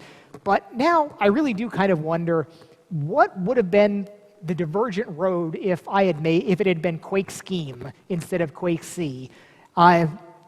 Because Scheme as the small version of Lisp is one of those things that the language is extremely elegant and concise. And when you really sort of get that all you need is this parameter substitution in there and you can do everything from that, there's a majesty to that abstraction that's pretty powerful. And it has all the damn parentheses, and it has prefix notation and these things that professional programmers that are used to working in C are not comfortable being shown a bunch of Lisp. There are arguments, I'm not sure, there are statements, I'm not sure that I believe them, that novice people that have never programmed before take as quickly to functional programming as declarative programming. That doesn't quite ring true to me. I think that might be some selection bias that maybe the MIT undergraduates that say they've never programmed do as well when presented a functional programming language. But there is a lot to be said for the imperative nature of you explain computer programming by you do this, if this, you do this, otherwise you do that. And from teaching my 7-year-old and 8-year-old, I think that I think that there is a value to the imperative nature there, but I do wonder if we had had a more potent language there, if we had used something like Scheme, what more could have been accomplished there that wasn't in the nature of just Quake-C. And so, an idle thought where for embedding, for doing a big application, I think Haskell is just a superior language for what you'll get out of it than Lisp. There were lots of times I was doing Lisp code, and I was thinking this would be shorter and clearer in Haskell. And certainly the typing is a huge, huge thing. But for small things, for an embedded language like what Quake-C was, there's a lot of advantage to Lisp Scheme at least is so tiny. You can make it very, very small and yet still have kind of complete power. You can in theory do anything with even the simplest of schemes there. So using it for an embedded language is still appealing for me, and I've sort of still got my eye open for where could I use this in some way, because in the end, while I wouldn't do application development in it, I found it charming in a way that's sort of maybe difficult to convey to especially non-programmers, but it is this very, very old language that is still as powerful as you might need it to be. It doesn't have all the sort of accoutrements that you would want in a modern development system, but it's still all there in theory and elegance. And I will probably continue to, as I carry my iPad around, it's sitting on the last airplane flight I took. I wrote a Sudoku solver in there because I was sitting there with my iPad and the Sky Mall magazine, whatever. So that ability to kind of do random programming at random times has been useful for me. It's taken fallow hours that I would otherwise not be doing something particularly useful for and let me do something that's actually creative and programmer growth inducing. And so functional team-wise, the idea of it's obviously not possible for me to go and say, okay, everyone at id, we're going to work in Haskell now. This would just be not good for all sorts of reasons. You want people to work with the tools that they're comfortable with. And it's actually something that's been challenging for id, specifically in recent years, in that there is an industry way of doing things, and there are zillions of people that are just aces at Unreal and Unity that have skill sets that are hard-won and working to something that's a very different paradigm, different way of doing things, different tools. There is value lost to the world when you take somebody that's expert in one thing and make them be a novice in something else. There's also the upside from that, where when I was going on about Haskell, I had one of the developers at id obviously went and looked into it, and he came into my office with this sort of cross look on his face, and he's like, what the heck is all this monad crap? And I sort of understand that, where if you take somebody that knows how to program and you say, if you take a person that knows how to program in C and you say, well, here's Python or Perl, and you look up the correspondences. Okay, here's how you get the time, here's how you call functions, here's how you deal with the file system, and it's just a matter of translating what you know into another language. But going to functional programming is a different thing, and it's sort of, and to get the most out of it, you have to sort of embrace newbie brain. You have to be able to sit back and say, I'm not an expert, I'm not a master of my domain. I'm going to go back and I'm going to learn something that's fascinating that I don't understand, and I'm going to be groping around for a while, not knowing what I'm doing. But in the end, there may be some insights out of it. But you can't drag a whole company into that. What I'd love to see somebody doing is, I do think there are real benefits to it, and the Haskell ecosystem is improving. There are some companies using it for commercial work, but it's still not industry grade. But I think that there's a great opportunity for a team, if you've got a small, cohesive team, to be the functional programming team and figure out how to make mobile games or make web games or do things that you can iterate on, that you can do these 6-month project cycles to learn the lessons and the things that we learned 20 years ago with the development systems that we use now. And there's an opportunity, I think, for that goes on for years of evolution. People do things, hopefully keep their heads above water, land the contracts or sell enough of the different things, but evolve to the point where you've got a team of ace people that can then take on a big, challenging, important, valuable project. When you are ready to write millions of lines of Haskell code, you don't want to go into that blind. You want to have bootstrapped it up through a number of small projects. And there's no amount of seminars and exercises and learning that you can get to that without going through the projects. The whole project cycle of starting it out, having your missteps, figuring out where you went wrong, correcting, releasing, post-morteming, and going through all of that. So I hope there are some groups out there that are doing just that are core people probably from college that that are into functional programming. Go out, do valuable things, build the skill sets, and turn into something powerful, something that we can look at 5 years down the road and say, man, they are just kicking everybody's ass because they made some right decisions early on and have built up the skills necessary to do that. And I guess that's probably about it. So I'm not too far off time. So I'll take I'll take questions now for as long as anybody wants. So do we have a microphone that we can get out into the audience? Yeah.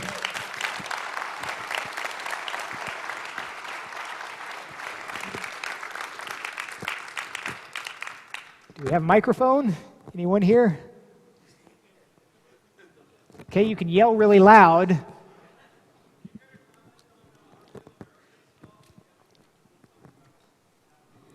Say again?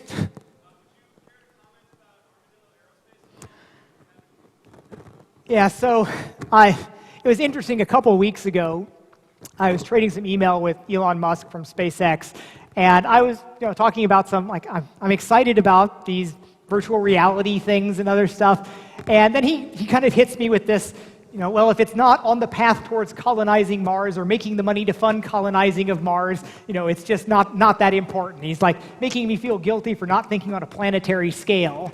And yes, Elon is serious about all that, and I respect the hell out of him on a whole lot of levels.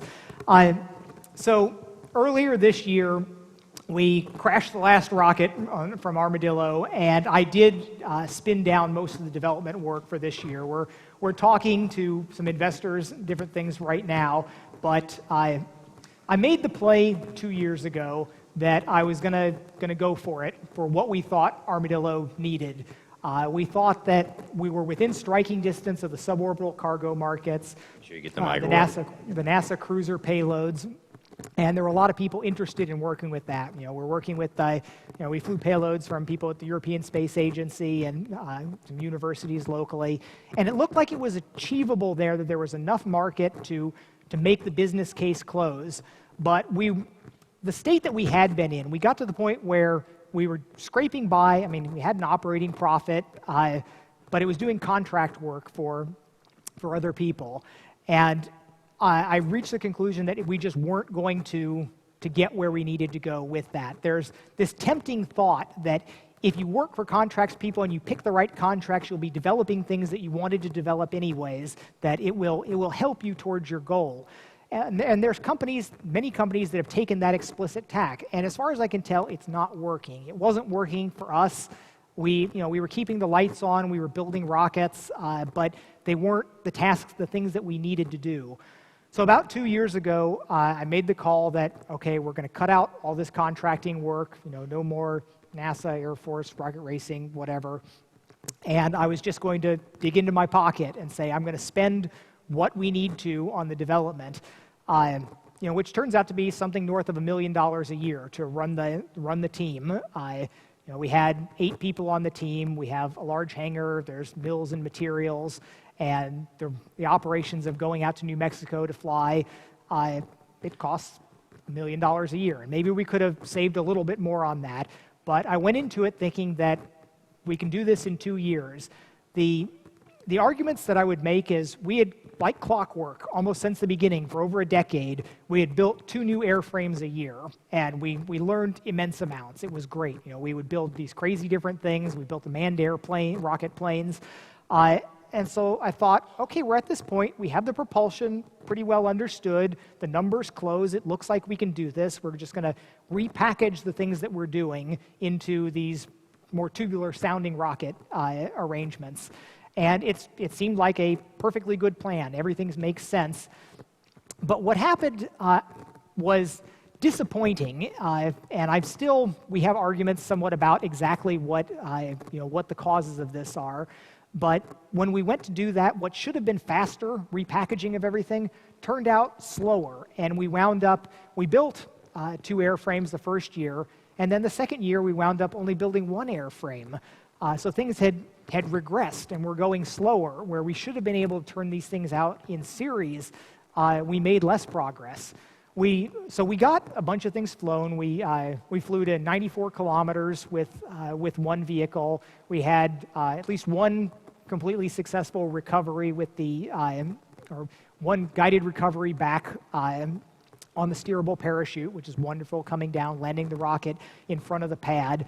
The individual pieces came together, but we didn't get a mission that had everything work together properly. And we were flying people's payloads on this. They were sort of like at your own risk. You can put them up. You might get your payload back. There's a good chance we're going to crash. We had Purdue University put a payload on practically every single rocket. And they got to learn a lot because they had cases where their stuff didn't trigger, or our stuff made a smoking hole in the ground, or our stuff recovered, but their stuff didn't turn on right. And we went through a lot of useful learning experiences there. But we also had some fairly expensive payloads from the European Space Agency folks that we were flying on there. And they knew it was at risk, and we didn't take their money when we didn't make a successful flight. But I was disappointed that it didn't turn out better. And I have a few theories on why it worked out that way. The point that I try to avoid, it's a hubristic point, is that I wasn't as involved with Armadillo in recent years. I had smart guys there that I felt were competent. I respected their directions, but me not being there left me in the position of not wanting to second guess the boots on the ground when something would come up, and I'd be like, I kind of think you should be doing something the other way, but if I'm heads down on software and they're the ones there every day working on things, I didn't feel really justified in. I never want to be that manager that's out of touch with what's going on in the engineering, that's just saying, back in my days we would have done it this way. So I let my hands off the wheel there, and we can't make an A/B comparison about how important that may or may not have been. But there were some of the things that I term creeping professionalism that came into it, where in the old days at Armadillo, we were all about, okay, here's an idea, run down to the shop, grab the saws and the welding gear, slap something on the mill, and you've got something next week, and it's fabulous. But as we did more contracting work, we started having, and as people got full-time, we would have big engineering drawings. Lovely stuff comes off the plotter with all the information about it. We have our revision controls and our document systems. And of course, NASA loves seeing all this stuff. It gives everybody that's contracting a good set of warm fuzzies to get stuff you hold in your hands on the engineering documents, and to know that we had a preliminary design review. And all of this makes people feel good when they're paying for engineering, but it definitely slowed us down. Some of it may also have been the move to full-time employment, where there was when we were all a volunteer team, when it was just me paying the bills and everybody had a full-time job, and we came here and we worked on rockets a couple days a week, everybody was really focused on getting the work done. If you know you're going to be here for 5 hours and here for 8 hours, there's not a lot of time for goofing around. And we had a little bit of that when more people, we sort of hit a critical level when we had a couple more volunteers, and I noticed productivity actually dropping. We paired out some of the volunteers and productivity went back up. So there was certainly some of that effect when you get everybody and it's your job. You go in and you check your mail and browse the web a little bit in the morning rather than going first thing down into the shop. And the people that I had this thinking that, okay, people are working 20 hours a week part-time, and they still got a full-time job. We should be able to get 3 times as much stuff done when everybody's full-time. But it didn't work out that way at all, where when rocketry was people's full-time job, they got other hobbies, and they did other things with their 20 hours a week on it, and then your 40 hours full-time a week is very rarely 40 really good hours for most people when you wind up having all the little things you do at work that are not really work. So there's a number of things that may have contributed, and we're still tantalizingly close. One of the bad things the things that we didn't do is we should have made series production we should have made multiple vehicles at once. And we did this years ago with our modular vehicles. We made parts for 5 of them. And that served us so well. We got to crash every single one of them, but it wasn't that traumatic because we had more pieces there and we just built another one. We desperately should have done that with these 2 rocket vehicles. And that was our critical mistake in the last 2 years, because we should have been able to put more of these together. Creeping performance was another thing where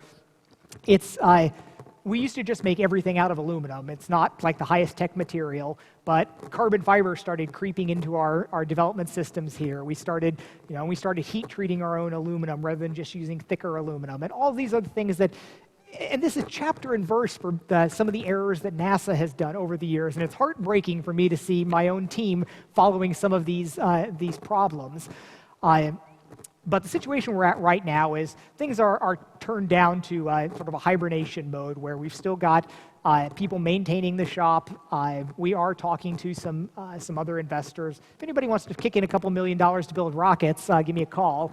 But it's probably, if we don't wind up landing an investor, it'll probably stay in hibernation until there's another a liquidity event where I'm comfortable throwing another $1 million a year into things.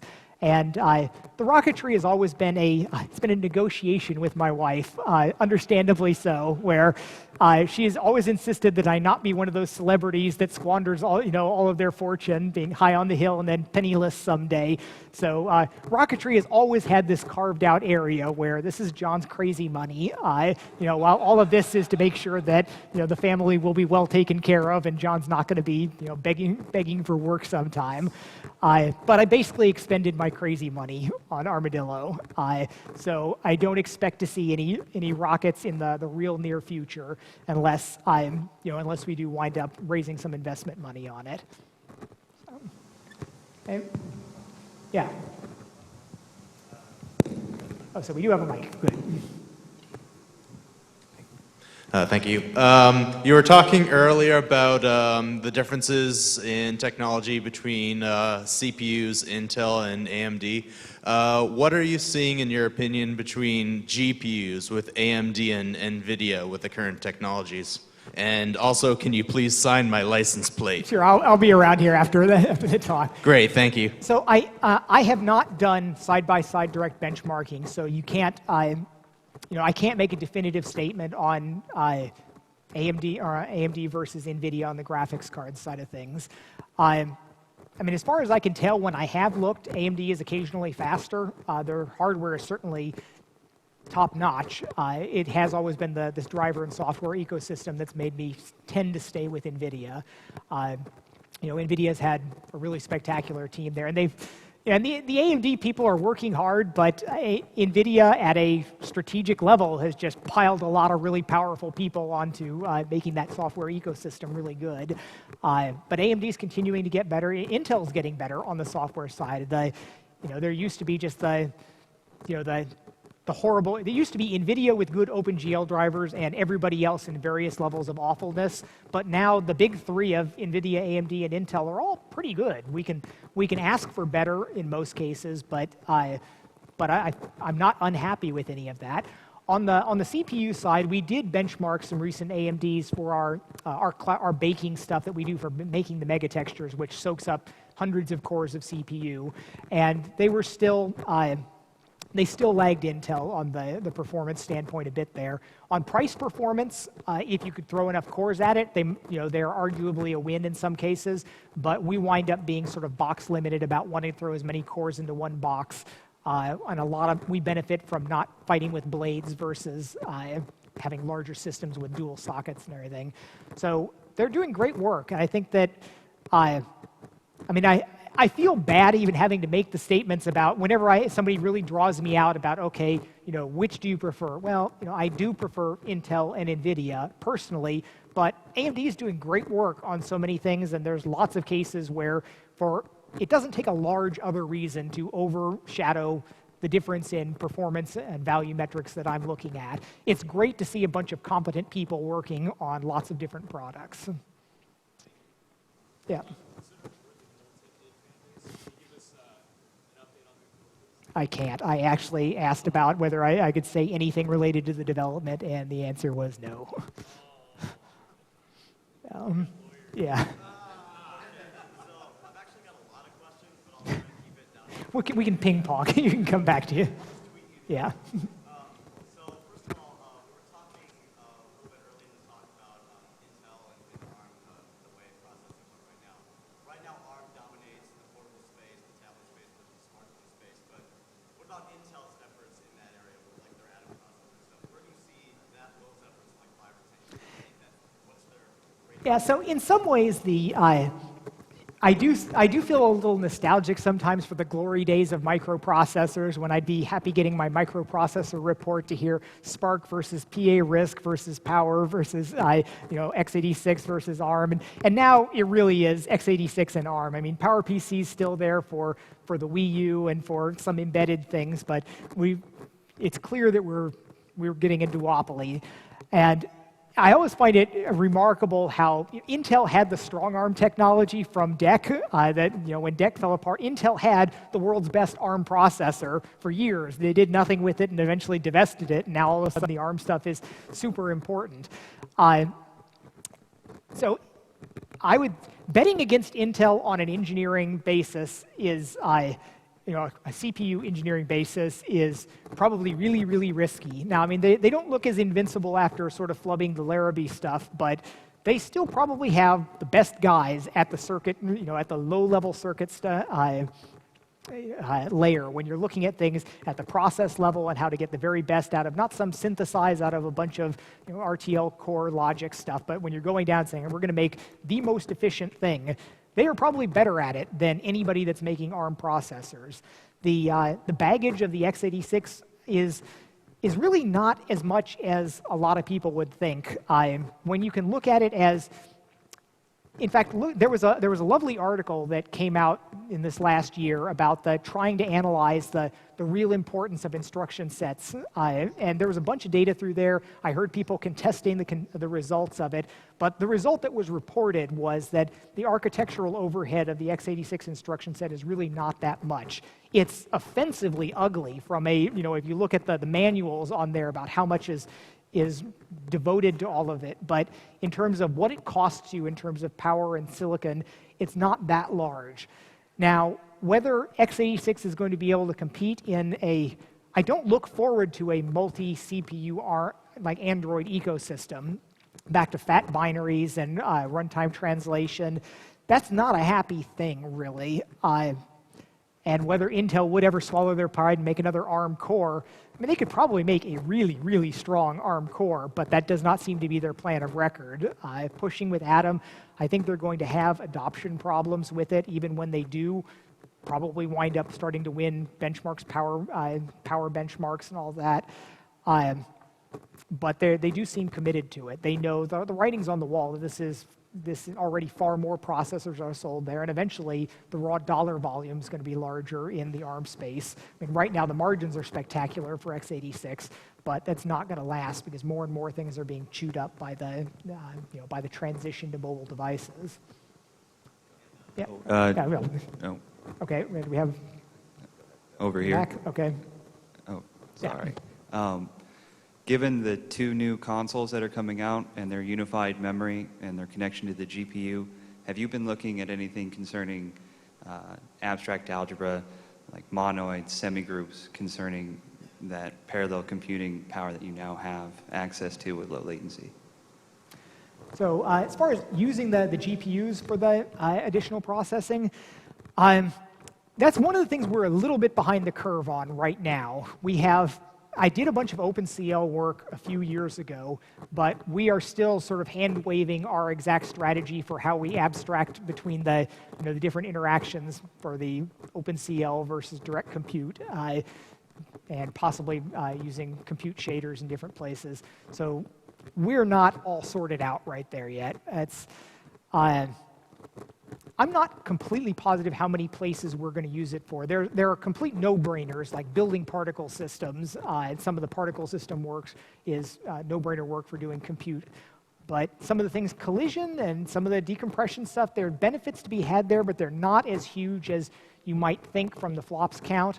I am very excited to see how the tight interactions using shared memory, having the unified space, being able to just pass buffers around, having low latency compute job dispatches that aren't all serialized through the graphics command buffer. There's a lot to be done there, and I need to write more code. I mean, it's been a few years since I wrote any compute shader things, and there's more that I need to personally pick up. Yeah.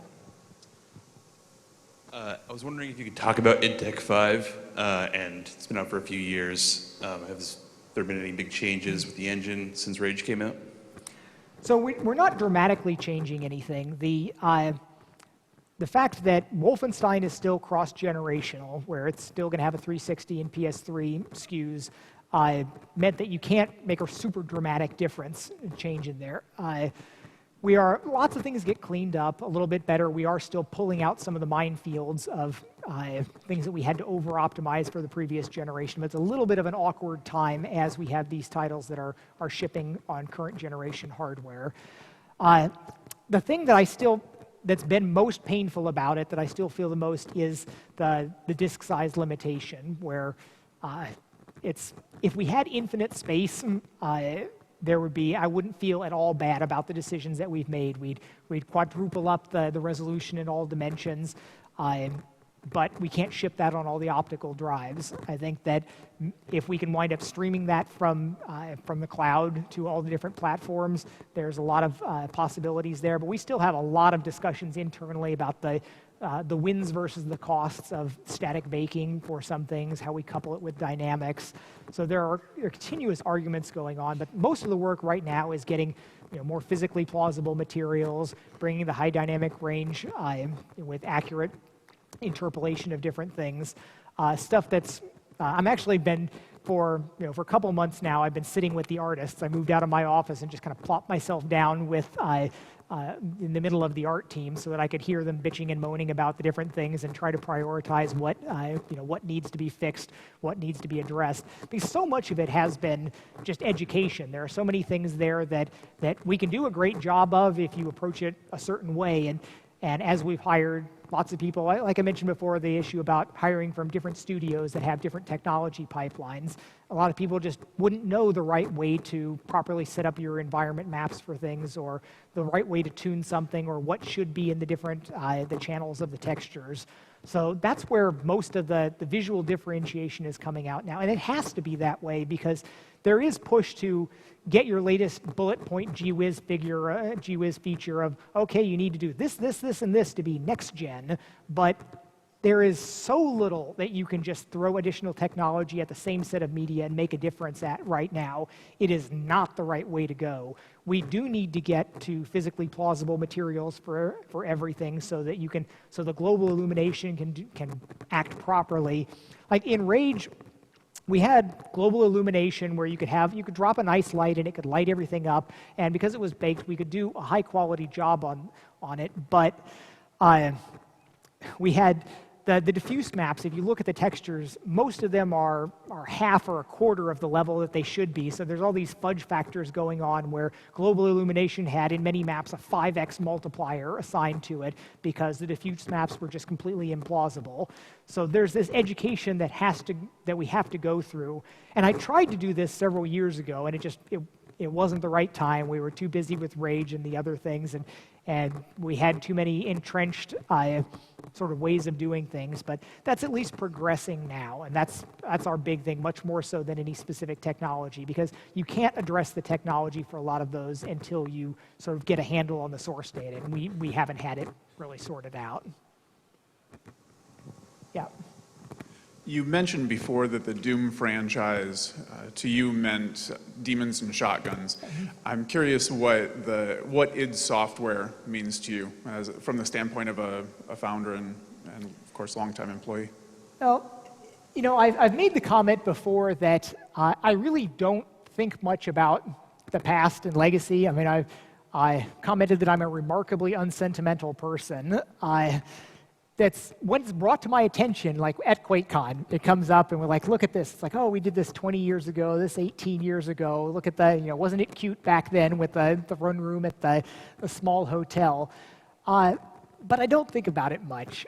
You know, I'm happy, I'm proud of a lot of the things that I've done over the years, but I've never reached a point where I want to really sit back and reminisce about them. Just heard me talk for 2 hours about all of these things that I'm super excited about going forward, these things that I want to see happen in the coming year, things that I hope I can nudge somebody into changing the way they're doing it because it'll affect me after that. But you know, id Software, with what we've done, it's probably still, it's going to be the legacy of, you know, we invented the first-person shooter. And I resisted that for a while, really, because I sort of had this hope that you know, that there could be other directions and things that we do. Early on if we look back to the very first projects there, we went, you know, Keen to Wolfenstein to Doom to Quake. There was this intentional sense that we are hopping between genres because, you know, we want to show that we're not tied to, you know, to just what we've done before. But in the end, when things reach the scale that we're at, the development team size, you do kind of wind up sticking with what you're known for and, you know, what you've done. And that really is the legacy of id Software. And it's certainly not a bad one. I think FPSs are going to be here forever. Just like we will always have driving games and fighting games. We will always have FPSs now. And we started it. So that's, I'm pretty proud of that.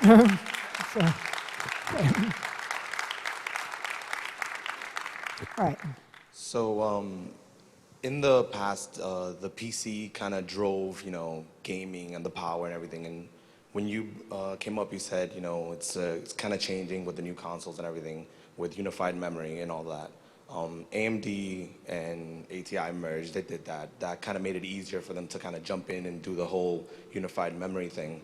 How do you see that changing as far as consoles now? Things are going to get simpler, easier, so it's more of a streamlined thing versus PCs having to use brute force to do everything to compete? So in the near term, it's definitely good for everybody. PC, console, developers, publishers. It's good all across the board right now.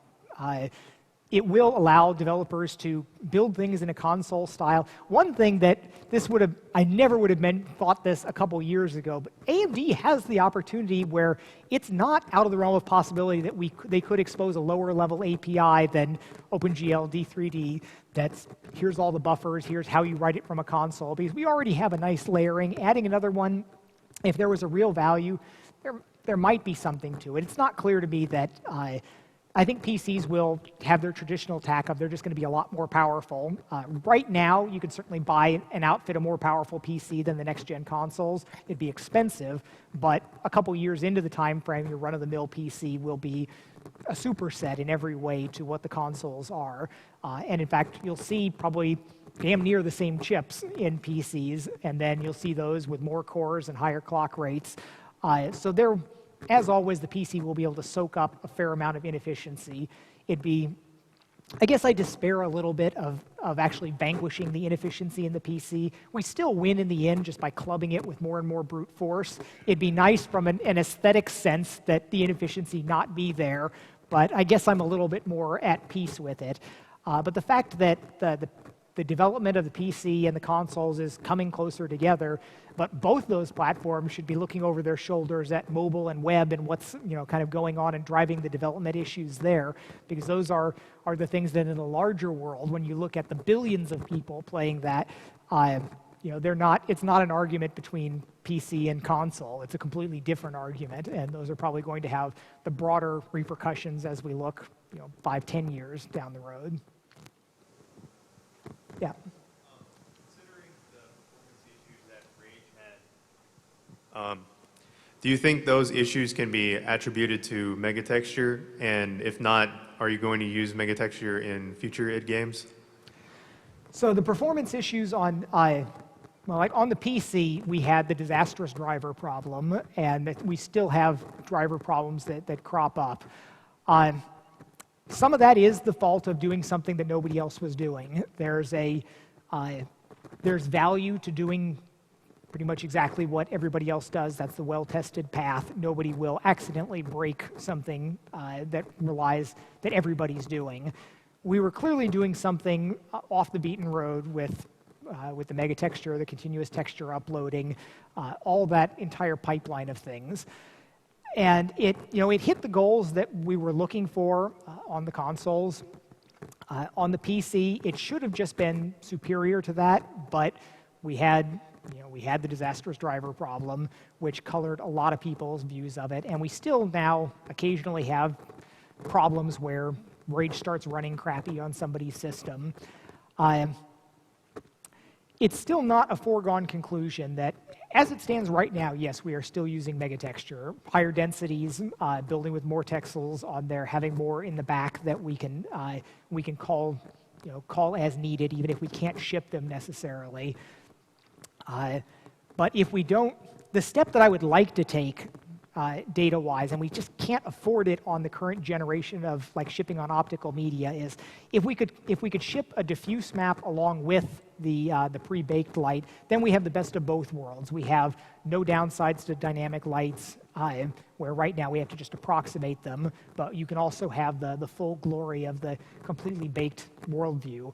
And we're still not, I'm trying to push more towards, we have all of this, but we're far from tapping out everything we can get out of it, where we have some technologies for letting people matte paint directly on the megatextures that never got followed up on. We should be able to fix every crossing edge in the world, which is something that's not at all plausible to do in any other way.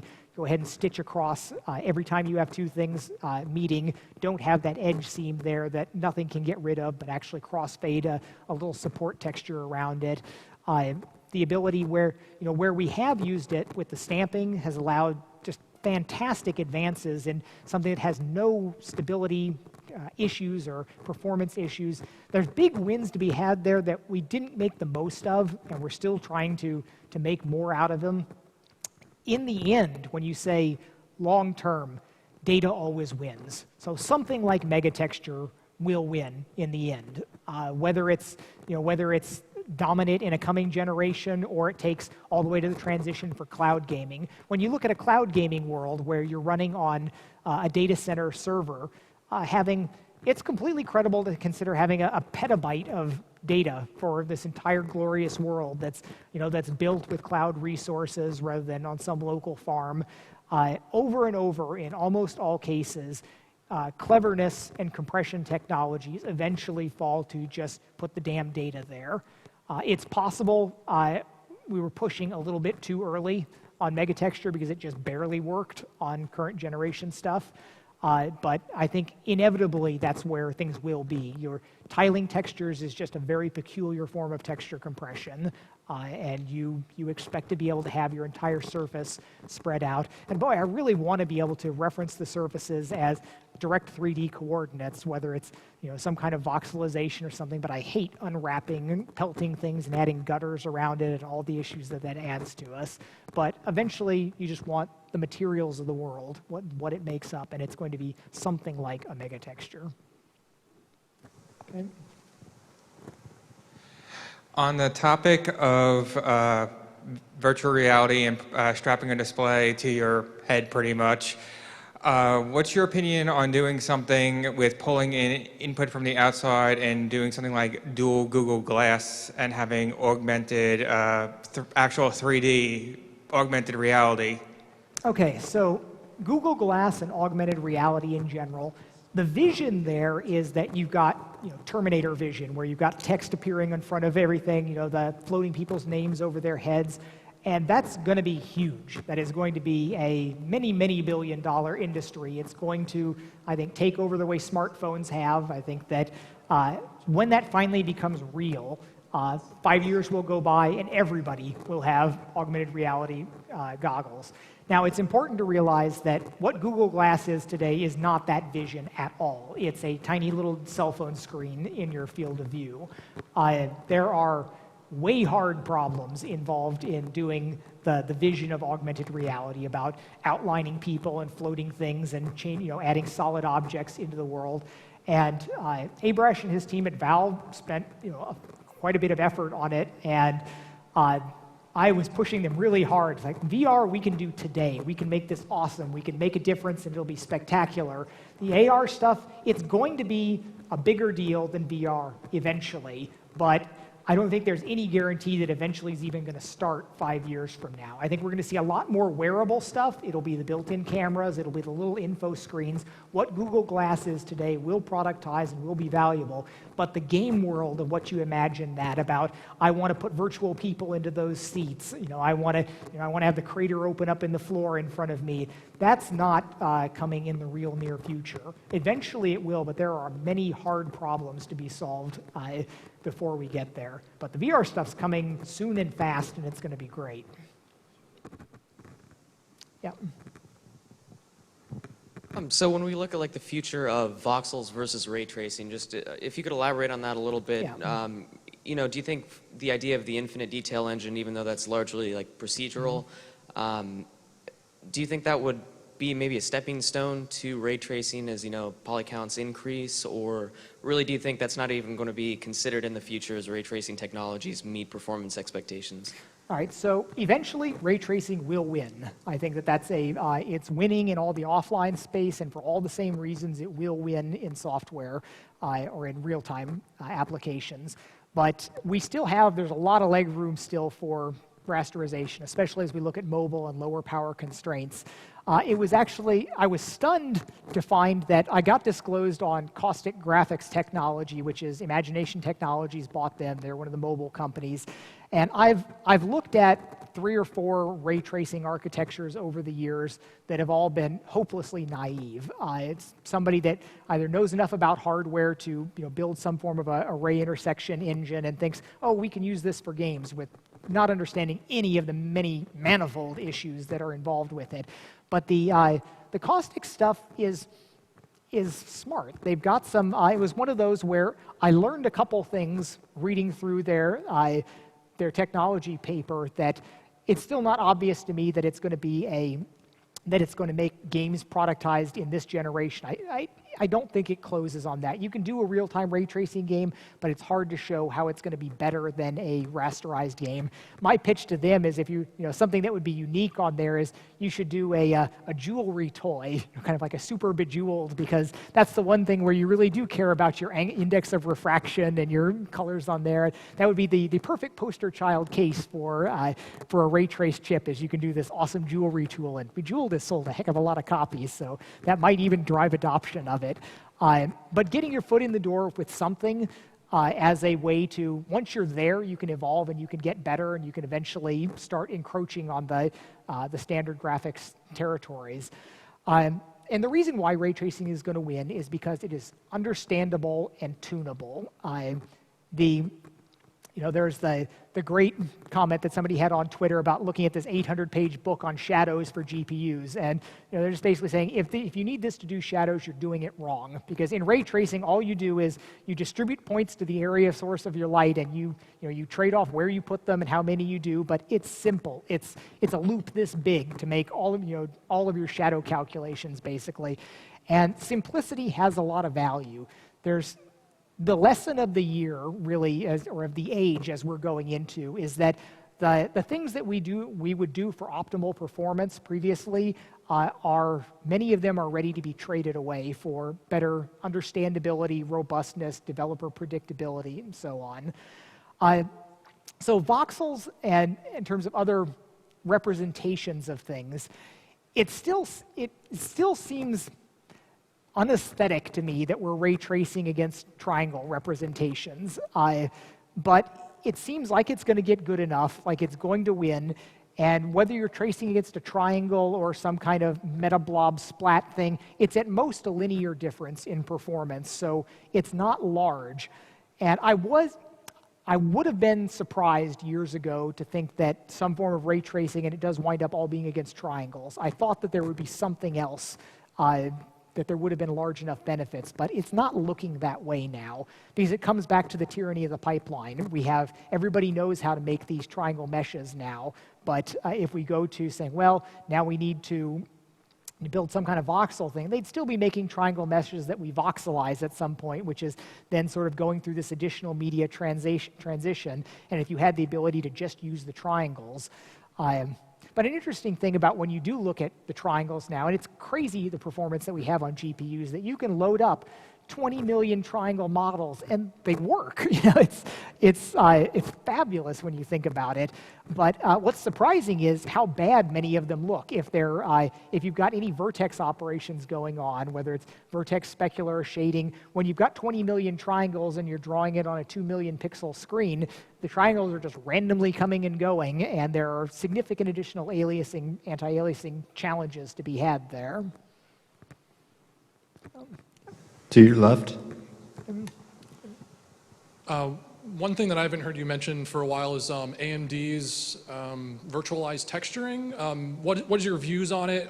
Would you consider incorporating it into Tech 5 maybe for future games or any of that? Yeah, so we've been working with that quite a bit, and we were obviously the implementation test for the extensions going into it.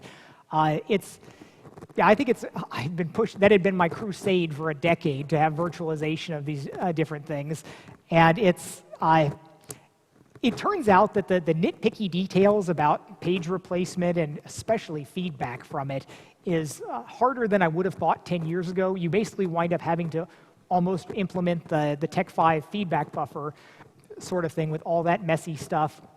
I do wish that there was an ability to just have it demand paged to say, back this by my flash drive. I think that would be a big step forward, but that involves interacting with the operating system. I think it's about as good as it.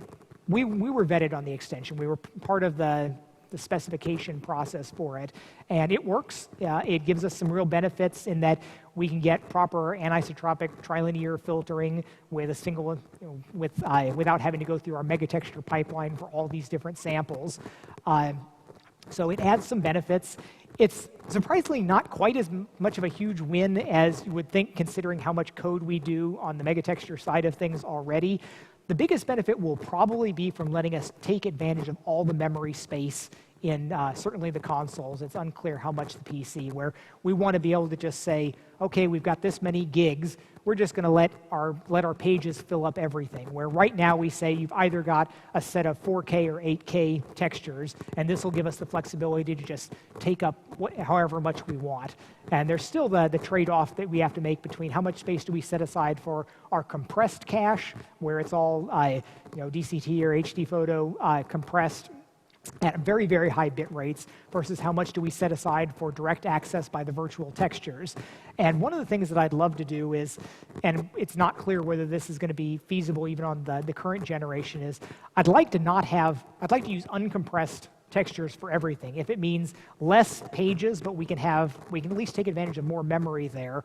But one of the problems right now is that we use a YCOCG color space, which we convert to RGB before we do our calculations, but you can't apply gamma correct texture filtering to a YCOCG since it's biased into the middle.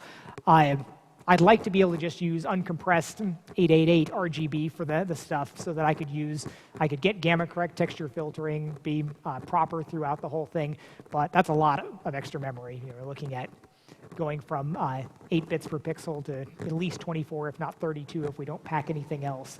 But that's where we look at those things at the memory. We've got all this memory. I don't know what we're going to wind up blowing it on. We always wind up out of memory in the end. It seems inevitable. But getting rid of some of the compression artifacts there seems like it would be a positive thing.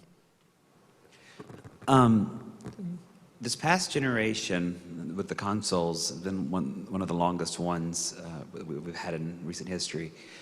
Do you think that this new generation with the PS4 and the Xbox One will last as long as this past console generation? And will it integrate augmented reality and virtual reality?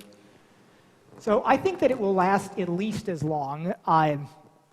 Well, there's a couple arguments that could be made. I don't think it's going to be supplanted by a different architecture in that same time frame. Now, whether the platform can evolve is another question. They are getting more operating system-like in the way you interact with them. We don't get to get our grubby fingers on the bits anymore, even on the consoles.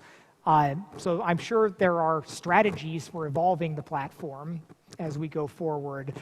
But I don't think there's going to be much of a push for another generation for a long time. Really, we could be doing great innovative work even on the current generation for many more years yet. It's not like anybody's seen everything that you can do. If you take as a challenge, well, but I really want to do real-time global illumination at 60 frames per second, I can't do that, whammy, on the current console. Yeah, you can say we need new generations, but if we're concentrating on making great games, I don't think that, I'll be surprised if we see radically better games enabled because of the new capabilities on the consoles. And I've thought for a while we're at or past the knee of the curve in the payoff benefit. So we're going to be definitely on the gradual sloping part of it going forward.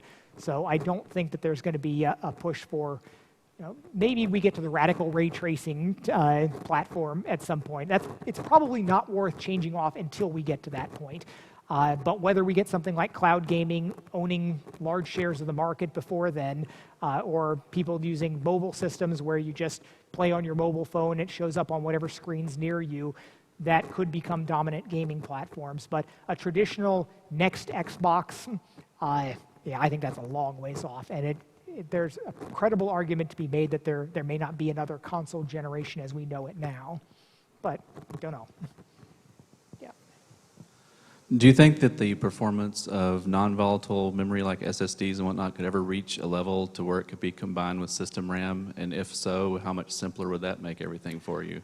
So SSDs have been the greatest performance thing that's happened in recent years, much more so than multi-core has been for us. The difference that you get when you move to an all SSD system, it feels like the good old days when you just doubled the clock speed on your processor and you're like, wow, my computer's really fast. So that's been a really great thing. And I think an interesting thing that we've seen is while it's easy to say we'll always suck up whatever resources are available, and I just said that a moment ago, but what's been interesting to see is while there are definitely exponential trends, they don't have the same factor on them. We are seeing clearly that people don't fill up their hard drives and people are able to migrate to smaller SSDs. So I think that's a good thing. And there's something to be said for the silent PC as well, that we don't have these big leaf blower fans on things anymore.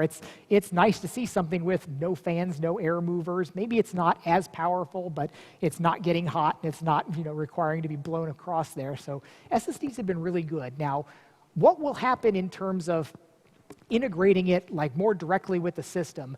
I think that there's a clear path to that, and that's this embracing memory-mapped data structures, where there is a big benefit to doing that from a stability standpoint when you actually use memory protection and you say, this can't be touched. And we say, all right, we're looking towards the future. We've got 100 gigs of something that we're going to just sort of have mapped here, referenced. And whether it's backed by some combination of cache SSD going to hard drives, going to the internet, or dropping the hard drive in between and just going cloud to SSD, I think that's a clear and obvious direction, but it still requires getting the OS and the GPU people together. But I think that's going to have big payoffs. You can't just say, well, I'm going to take my latest AAA game, map everything there, and have it run great. But the thing is, it'll actually run better than most people, I think, would credit if you did no optimization work on that. And if you just do a little bit of prefetching for setup, I think that it'll be an improvement because it'll make software better. It'll let people build games without having to worry about how you're marshaling your data around. I think it'll be an improvement in a number of dimensions. Yeah. Thanks for humoring us and staying here for 2 hours. I really appreciate it.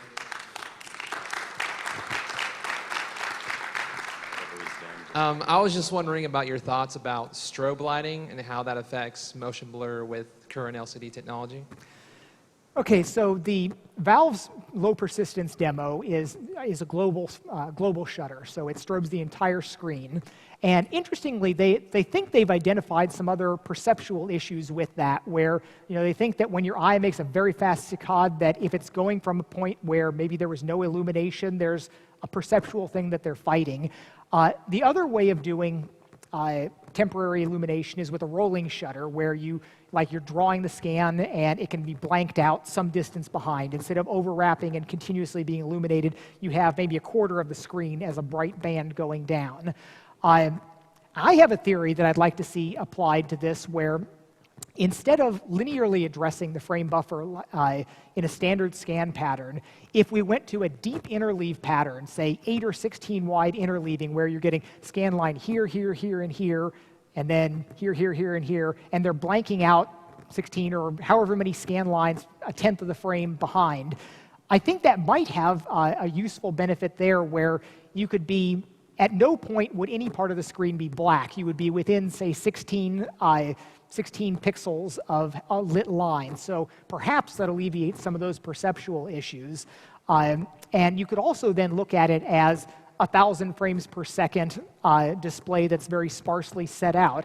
And you could go ahead and render 1,000 unique frames or do the time warping thing to that. And that's probably the best way to wind up doing this. But the fallback plan, sort of plan B, is LCD backlight issues, where the current light boost technologies on the NVIDIA light boost monitors, the high-end Asus ones, they do a remarkably good job at this, where they flash the backlight for 4 milliseconds, then they turn it off while the actual LCD is updating, then they flash it on for the alternate eye.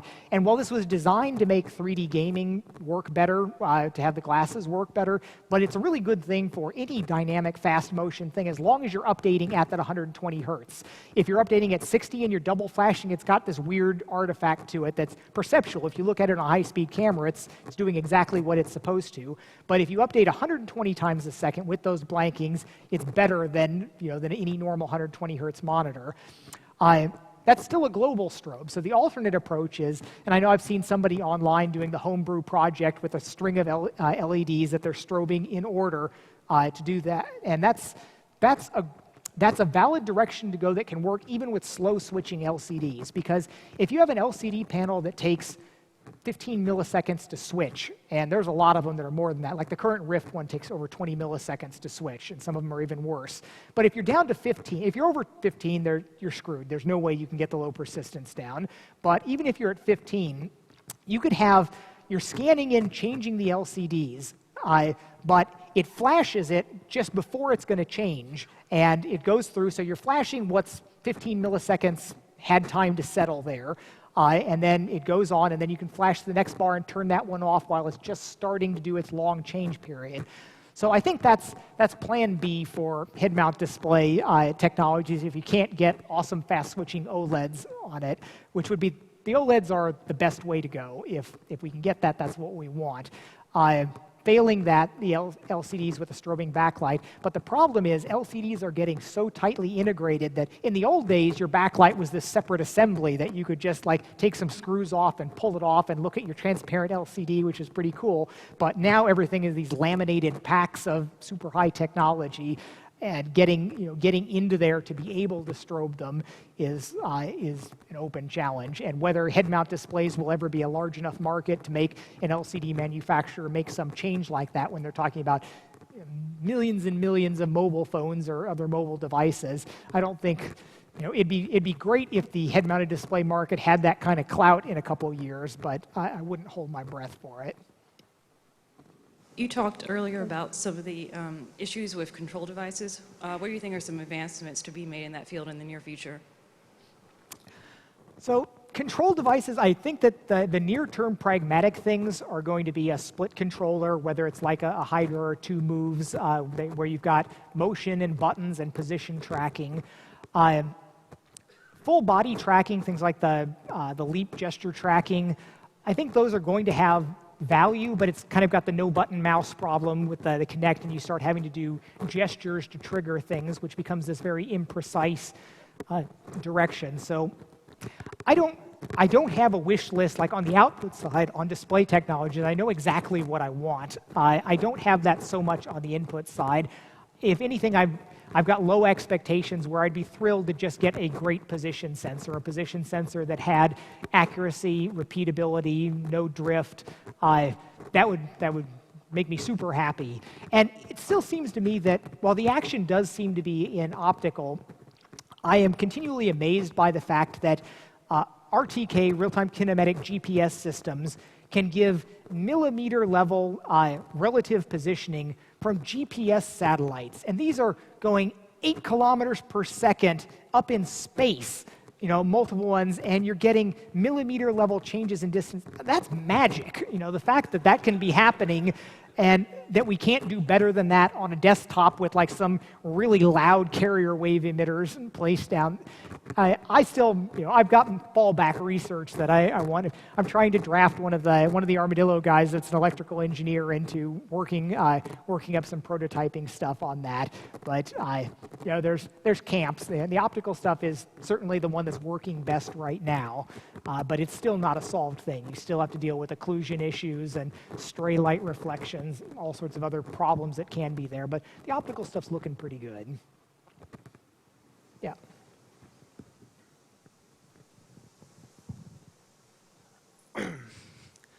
We know that as technologies become cheaper and the capabilities of an individual grow, that eventually indie games will be able to craft experiences similar to AAA games. I have 2 questions related to this. First off, how far into the future, how far off are we from indie games like just a single person being able to craft a similar experience to Call of Duty Modern Warfare 3? And what do you think this spells the doom of the AAA game industry, or do you think they'll find another niche? I disagree with your premise. The AAA games are they're the result of an army of people doing their work, and it's not programming. I mean, programming is one of the tent poles there, but most of the work is in content creation, and all the technology in the world doesn't suddenly turn you into an awesome sculptor. Now, you can look at things like open asset libraries can start having a really, really big benefit there. And that's where, more so than the pace of technology, the change in an ecosystem like that is what you should be hoping for to advance the state of small-scale development. And there's plenty of possibilities there. And when you look at what's happened with the open things, when you look at the magic of the web and or how Android's taking off, things that can be done broadly distributed for free can have huge impact. They can have really large effects on things. But no, technology is not going to all of a sudden let you produce a AAA game. We can hope more and more stuff gets open source. That when you can just, and a lot of games like mobile games are done like that now, where you grab a physics engine over here, you grab a rendering engine from over here, and that's going to continue, and that's going to get better and better. And it's remarkable what people can do in the mobile space by cobbling things together there. But it's not going to take you to modern warfare. It took you to a different place. And that's really great that it worked out this way, because the cobbled together stuff didn't take you to Quake 3. It took you to Angry Birds and Cut the Rope and these other things that are different. And that led these developers that nobody knew about to become titans in their industry. I think that there's going to be a similar thing with virtual reality. I think that the people are going to do the same type of thing. It's not going to be the big companies that sort of set the language that other people work within later on. But programmers today, we do have the resources at our disposal, both hardware-wise and what we have available in the open source world, to be magicians. You can call forth the powers of all of these different things, and very much like Fantasia, though, most of the wizards don't know what they're doing. They call forth powers beyond their ken, and but it still works out more often than not. So it's a good, happy thing. So I got the better wrap up soon. So any last important questions? Back there. So now that TangoWorks is using it Tech 5, how has it been how has the experience been with an Asian developer? Like, you guys haven't worked with an Eastern team before. And there's another question. The modding scene, do you see EdTech5 being thrown by id Software like to something like UDK? Like, do you foresee taking EdTech5 to that level, or is it going to be on a per game basis? The studio decides whether it wants to do modding tools or not. So we had a lot less interaction with Tango than we had with machine games. They started off changing the technology more radically at the beginning. They had a lot of different things they wanted to integrate. I mean, they're quality people, obviously, and they've got work that's come along, but we just, I've had almost no interaction with them, honestly. Some of the other people on the core tech team have done more support, but they've pretty much done things all on their own.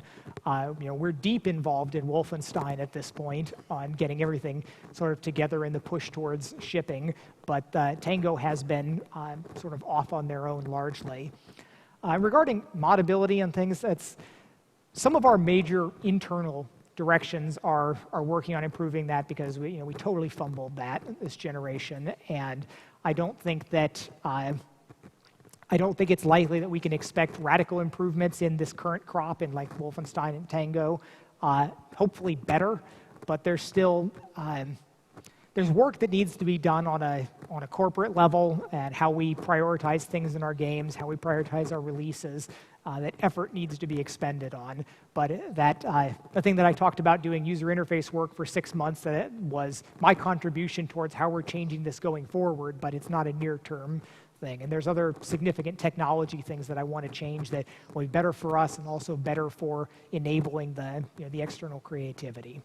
So I think I'll wrap it up now, but I'll mill around for a little bit afterwards.